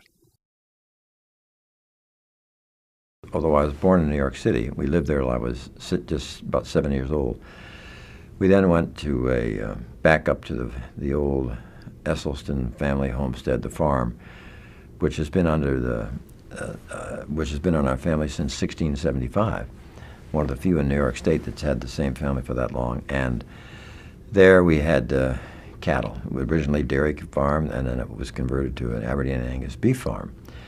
So we always had lots of steaks and hamburgers, and that was what was supposed to make you big and strong, and we ate that way. And my dad sadly became sort of a living fossil of the ravages of the typical Western diet. First heart attack at 43, and then he developed adult onset diabetes in his 60s. And then in his late 60s, he had metastatic cancer of the prostate. And he died really of metastatic cancer of the prostate, but he had another heart attack that sort of, I think, was the final blow. But he he had, between prostate cancer and between diabetes and cardiovascular disease, I mean, all of these are so characteristic. And I guess it probably, although I wasn't involved in nutrition when he was alive at all, it wasn't more than about maybe 4 or 5 years after he died that I began to get sort of fascinated with this. And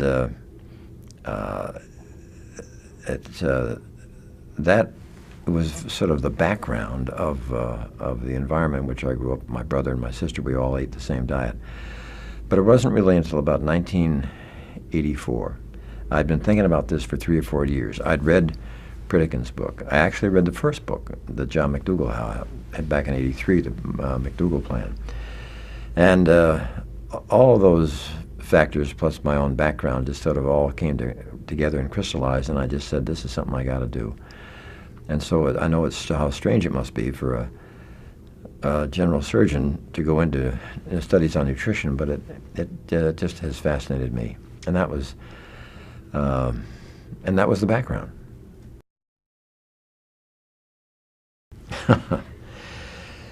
Well, my favorite passion right now is, how we change this U.S. health system.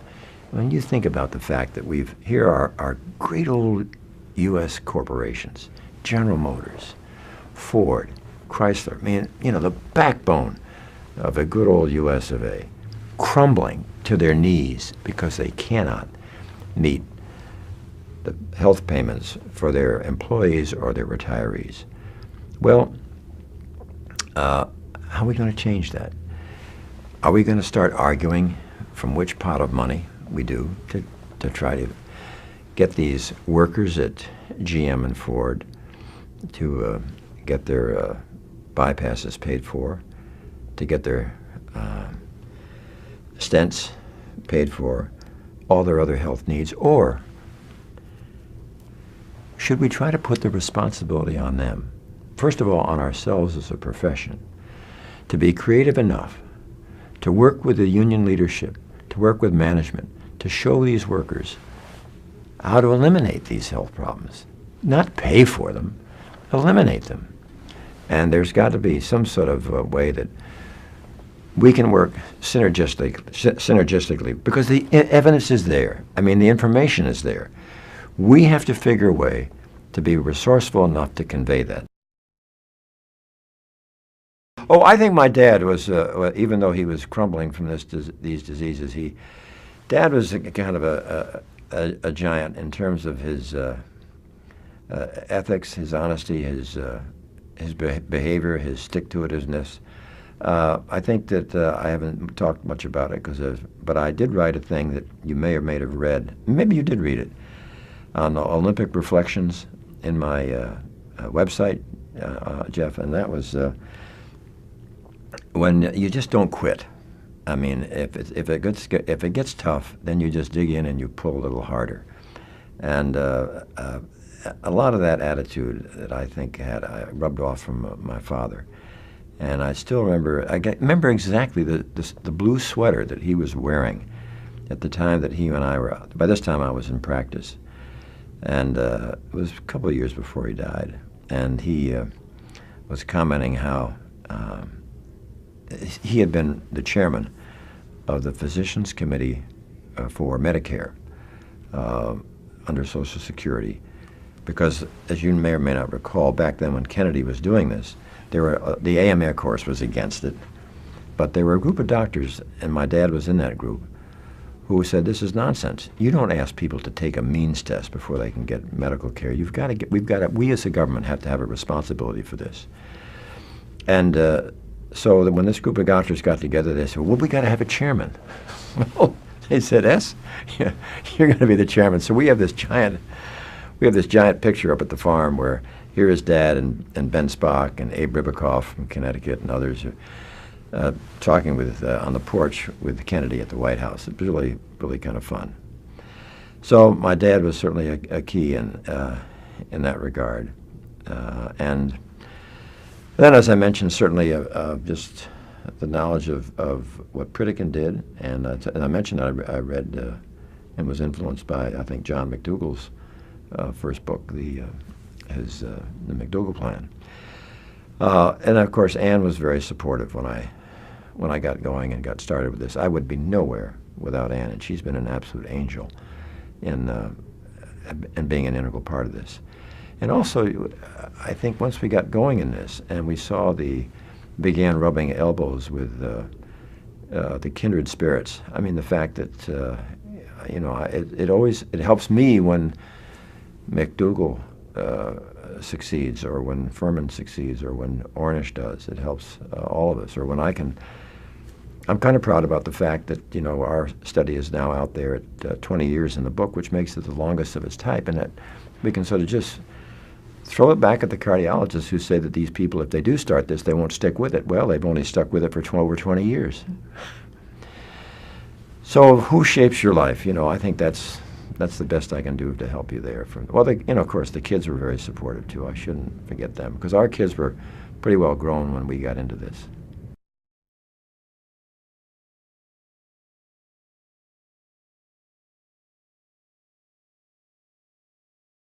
The diet that we're designed to eat is one that consists of plant foods. And what's really phenomenal about this is that the diet that's good for heart disease, that's good for preventing cancer, that's good for losing weight, that's good for treating diabetes, that's good for treating hypertension, that's good for preventing strokes, that's good for preventing gallstones and kidney stones, it's the same diet. It's a plant-based diet. And then the beauty of that is that diet is not only good for us, but it's also good for our planet, because it doesn't require us to, subvert entire ecosystems to grow grain that we turn around and feed to animals so that we can eat them. And then it's also good for the other creatures we share this planet with, because we don't have to kill them, just so that we can eat them.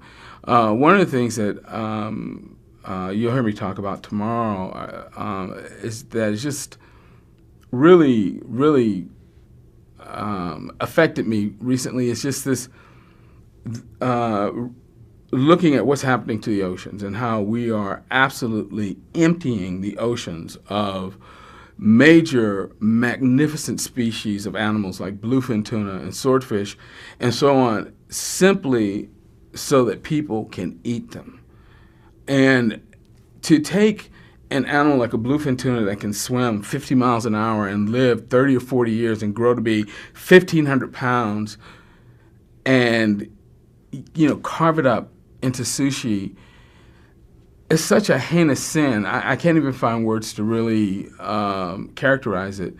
And, because this sort of rapaciousness that Western cultures seem to promote is being sort of disseminated worldwide, more and more countries are trying to get on that same bandwagon, and as a result, we're driving these wonderful, wonderful creatures towards extinction, and it's such an unholy tragedy. And I often think that, people feel like, well, I'm a human being, so I have the right to do this. Well, if some advanced civilization came from some galaxy, a couple hundred light years away, and clearly they would be more advanced than we were, and they would be, more intelligent than we are, because obviously they've been able to do intergalactic travel. Would that give them the right to eat us, to destroy us, simply because they like the way we tasted? Obviously not. And I don't think that gives us the right to do that to Earth's other creatures as well. Well, what's interesting about the way I grew up is the fact that both my parents were from the South. My dad's from Mississippi, my mom's from Texas. And so growing up, we had a very kind of traditional Southern American diet that was, based on meat on the table kind of thing. And in fact, I loved meat so much that when I was a kid, if we didn't have meat at a meal, I was depressed, I would cry. Didn't give me any meat, but it just really upset me. And we grew up eating everything. Although I'm happy to say, I'm very proud to say that in the second grade, I found out what chitlins were. I came home and asked my mother if it was true. She said yes. I never touched them again. But anyway, we grew up eating pork and the whole 9 yards. But again, when I became a teenager and I first read in the Bible that God designed me as a a vegetarian, and then I started to read about it. It became clear to me that this stuff was not healthy for me. And what was interesting was that I actually was living with my dad at the time. And when I came home and said I was going to be a vegetarian, I think he thought that it was sort of a phase I was going through. So he said to me, well, I'm not fixing anything different, so if you're going to eat differently, you're on your own. And that kind of, again, forced me to sort of learn how to cook and kind of fend for myself. But and for a long time, I survived on peanut butter and whole wheat sandwiches, but it was all right. But it was great. And what's really fantastic is that I recently, this past February, went back to Oakland to do a 3-day health seminar for the church I used to attend there. And my mom attended every single lecture I gave, and at the end of which she told me she was giving up eating meat. Well, my part is, one, to try and make sure that I am leading a healthy lifestyle and eating healthy food and, setting a good example. And that I'm not reticent about it. I believe in what I call militant vegetarianism, that, I don't sneak around at work and, eat in a corner and don't let anybody see what I'm eating. I mean, I'm upfront and out there about what I eat and why I'm eating it and why it's good for you. And I'm not, try not to be, obtrusive or obnoxious about it, but I want people to know why I do what I do and the reasons for it, so that they will understand, they can benefit from it themselves. If I go to a function, I'll take a dish, to share with people, to show them that, being a vegetarian is not granola and celery sticks. It's delicious food, it's healthy food, it's satisfying food. It's one thing if you are stuck in the top of the Andes and the question is starvation versus eating, a bunny rabbit. It's something else entirely when we have access to good, healthy food that we know is better for us than animal food, but we choose to go and kill animals just because we want to taste them. That's really perverse, and I don't think that you can do violence to either anyone or anything else without doing violence to yourself first. And one of the reasons that I think that it's so easy for people to eat animal foods is because they don't have to actually look that creature in the face and kill it, and they it comes to them in these sort of disembodied packages. One of the talks that I've talked to you about that I do is called Meat Eating and the Biology of Disgust. And in that lecture, what I talk about is the fact that the reason that we, skin animals and then cut and shape their body parts into these sort of smooth-edged, rounded little items is so that they won't resemble what they are, so that they no longer look like the animal that it came from, but that it actually sort of stimulates the area in our subconscious brain that is used to looking at plant foods. Because when you think about the plant foods that we eat, most of them are rounded, they're brightly colored, they're smooth-edged, they aren't bloody, they have a firm texture. And so we do all these things to animals to make them not seem like what they are, so that instead of being disgusted by what we would be trying to ingest, we instead find it attractive. On a number of different levels, it's wrong to kill animals because, one, you're taking a life for no reason, and to take an animal's life simply because you want to see how it tastes, to me, is the most perverse reason imaginable. It's only a cut above doing it just to see it die. And secondly, it's destroying another creature, and it's destroying the planet, and it's destroying your health for no good reason. In terms of my dietary change, It may sound odd, but the number one influence would be the Bible, because I mean, I not only do I believe in God, I know God, and so I believe what He says. And I know one thing that I wanted to talk about. I had mentioned that I use scriptures, quotes from the Bible, in my talks, and I do that for a couple reasons. One is because I think that the Bible's full of wisdom, and these are truthful statements. But I think it also tells us something about God, because the Bible was written, I think the last texts were written well over 2,000 years ago. Those that are part of the Old Testament were written, part of the Jewish Talmud was, or Torah, I should say, was like 4,000 years, as old as 4,000 years ago, long as 4,000 years ago, and these people wrote things that we are just now finding scientific evidence for.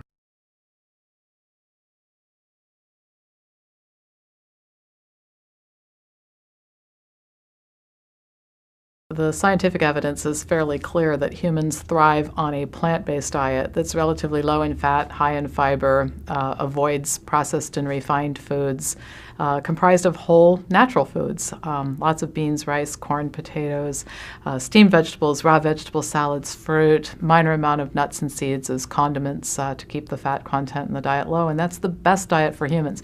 Not only do we see populations that eat this type of diet suffering from far less degenerative disease than we suffer from here in the United States, but we see people who are ill reversing their illnesses when they adopt this type of dietary plan.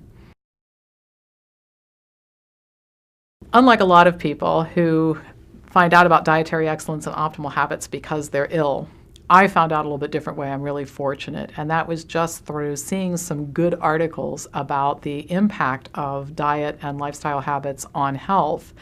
And I've always thought I was a really lucky person. This is an example. The information that I got was good information. In other words, the first full book I ever read about nutrition was written by Dr. McDougall. So I got the right story about diet and health. And I knew my diet was terrible, so I decided that I was going to look into this for personal reasons to improve my health and my family's health, and then it became such a passion for me that it turned into a career. So I just found out quite by accident, actually.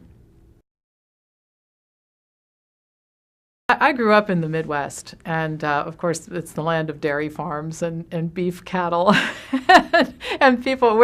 In Columbus, Ohio, which is the home of fast food restaurants. I think more fast food chains have come out of Columbus, Ohio than maybe any other city in the United States.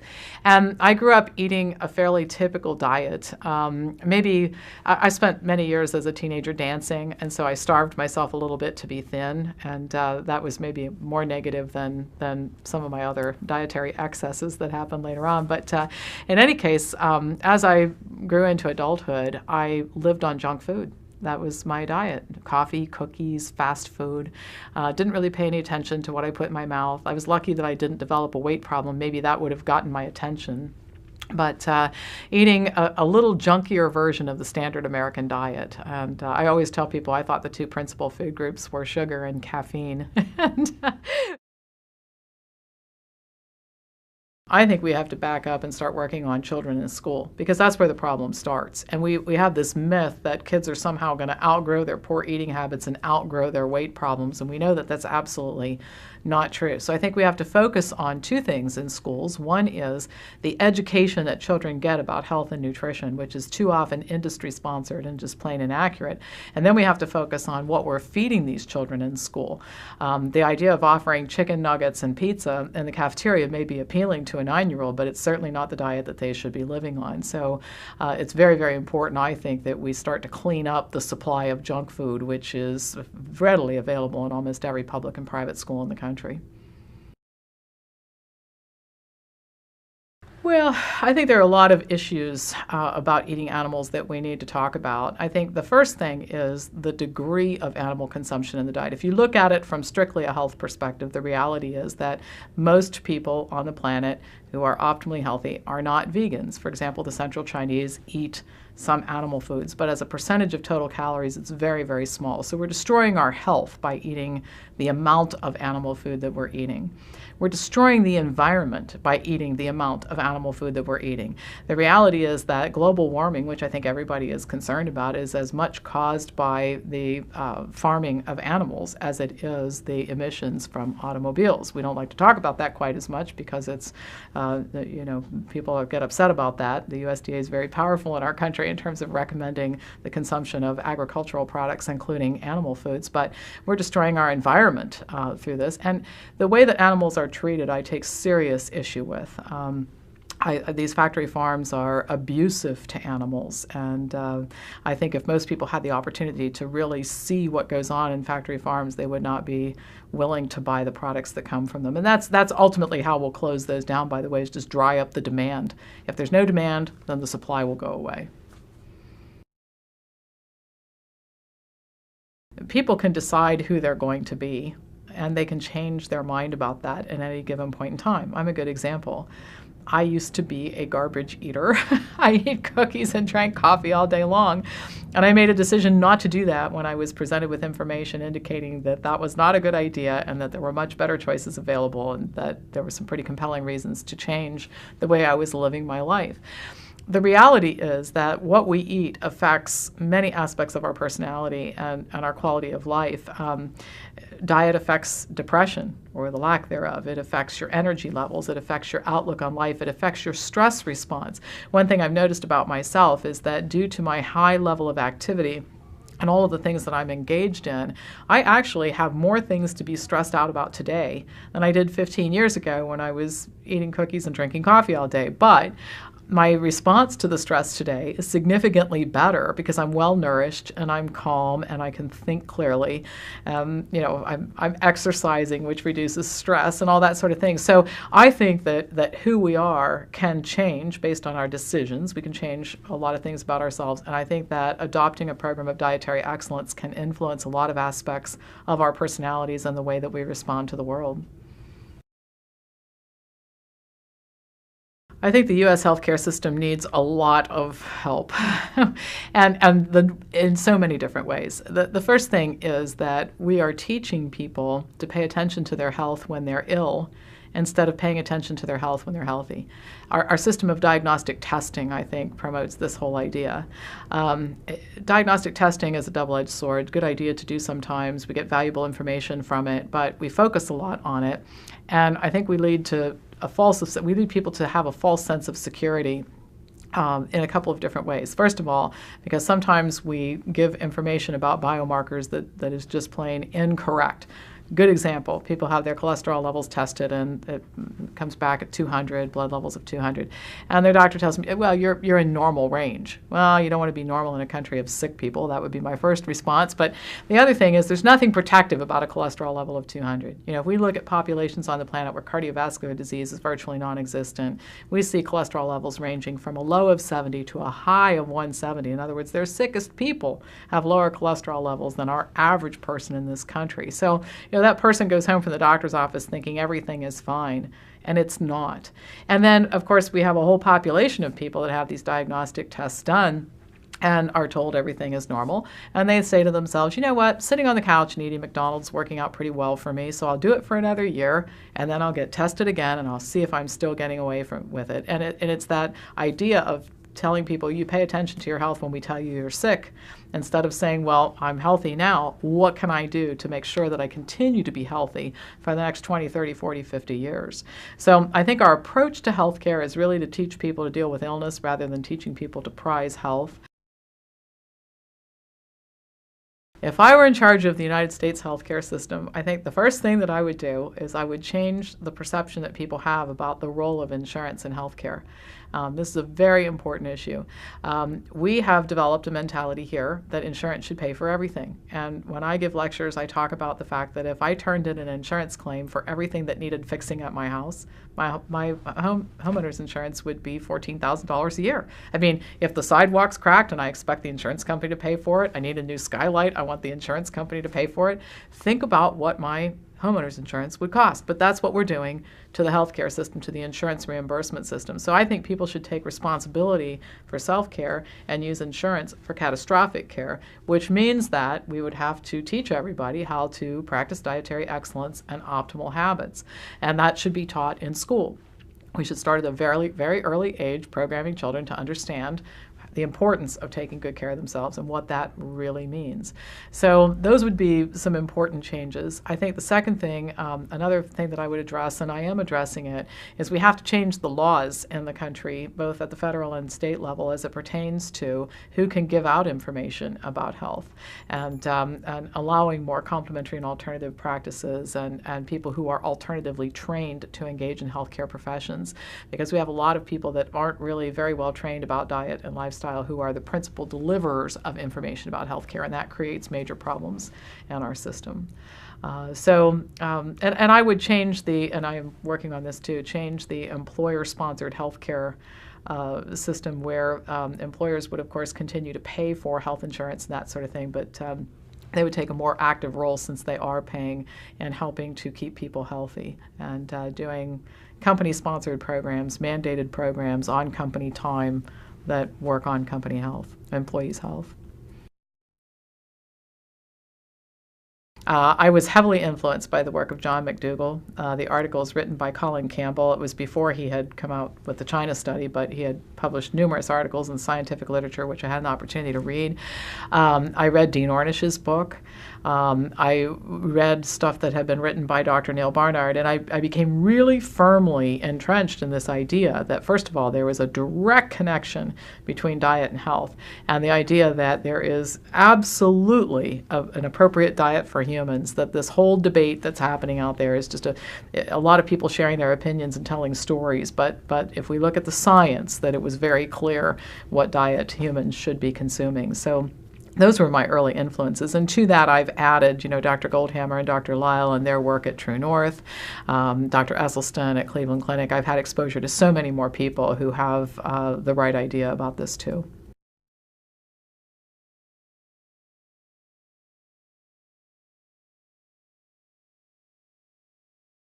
I think oftentimes, we look at the increased rates of obesity, and there's this easy way that we can, blame the victim. Americans are fat. Americans are reaching these rates of obesity that have never been seen before, and it's their fault. And I do think that, there is this way in which we all need to take personal responsibility for our health. But, we've seen the corporations that are producing food have been vitally, or I should say that their primary concern has been the bottom line. And, whenever the bottom line is the primary concern when it comes to food, then we're going to have big problems. I mean, there's very little concern for public health that corporations have. And, we're producing these massive amounts of food, and we talk about it in Grub, this illusion of choice, where there are over 30,000 items in a grocery store, in a conventional grocery store, but most of the items in there are processed, packaged foods that are high in fat, bad fats, high in sugars, high in salts, and very low in many of the desirable nutrients that we have.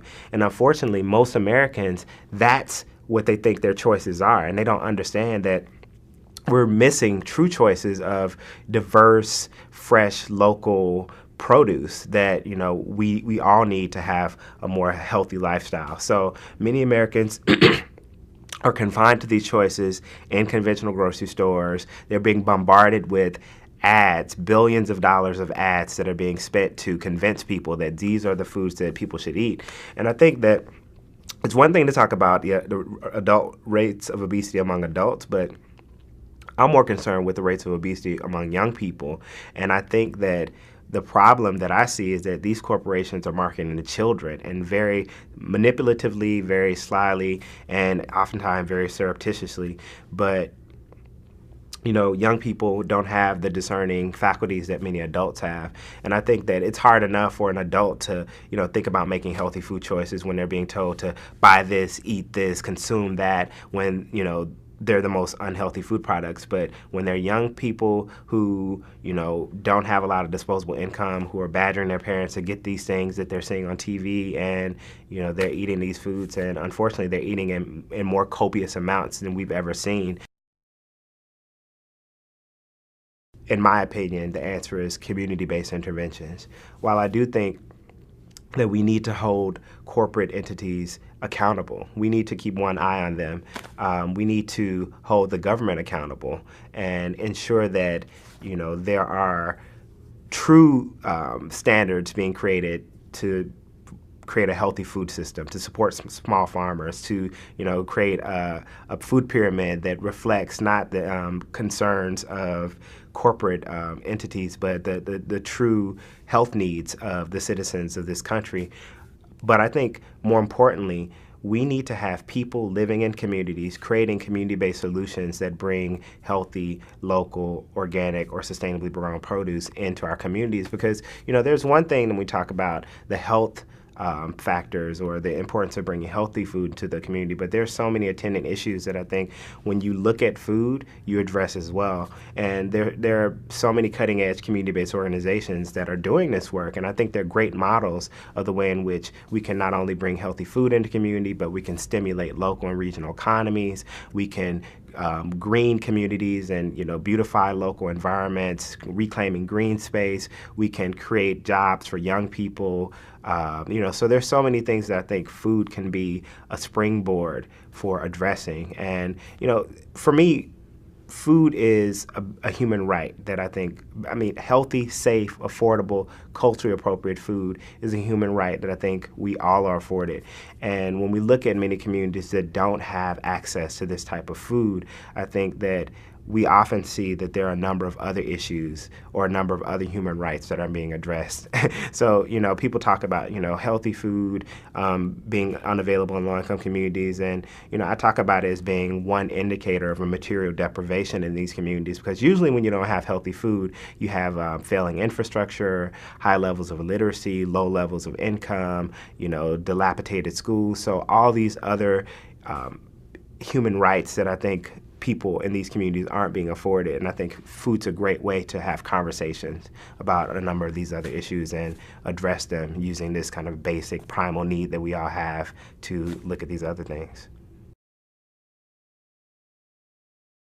That in many low-income communities, you can often find an automatic weapon quicker than fresh fruits and vegetables. And I think that's a great metaphor for thinking about the way in which there are so many food deserts across the nation, and there are these low-income communities that are devoid of healthy, fresh food. And we're not even talking about local, organic, or sustainably raised food. We're talking about just fresh fruits and vegetables, and meaning they're the same chain grocery stores that you'll see in these low-income communities, and you move into an affluent community and see the same store, and they have just like a diverse range of fresh fruits and vegetables. So there's this way in which there's this kind of quasi-apartheid in the food system that really needs to be addressed, and I think that the way it needs to be addressed is by people living in local communities driving and owning projects that address food insecurity needs, and going beyond and talking about this whole term food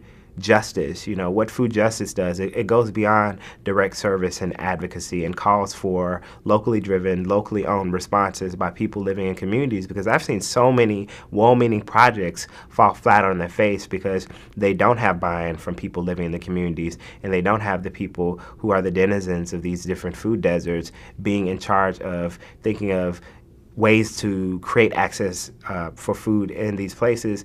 And they know the language, they know the culture, they know the mores of the community, and I think that's how it needs to happen.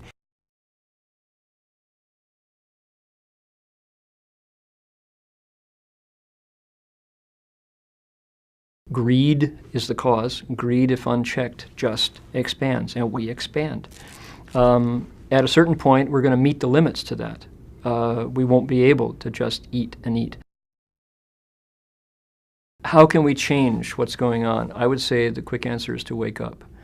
America seems, the Americans, and me as an American, it's very easy to get into this dream of there's plenty and it's peaceful, and there's no consequences. TV teaches us there's no consequences. There's always a commercial break, and the body falls, and then you go to a commercial. There's never blood, there's never ambulances, there's never funerals. And so there's just this kind of sense of ongoing fantasy that we keep. There's always enough, there's always more. And when we come to the limits of that, as Europe did, as China did thousands of years ago, as India has done, you wake up or you perish. And there's no guarantee that we will wake up. And just keep this kind of ad extreme of superabundance for me and for mine. Mind you, if my abundance causes them to be insufficient, well, you know, pass the gravy, pass the Big Mac. I'm always working to wake up more and more to the notion of abundance for all, not just for me. Beyond sufficiency. Sufficiency, still, you struggle for that, but if there's abundance, and we do have plenty, the earth can feed the people here, but we have to wake up to the fact that I'm not in the center. So selfishness and self-benefit is really is the fault at root. And it requires me to open my eyes and see how it really is, which is how it's that everybody is related, everybody wants the same things, and I'm not really happy if they're suffering.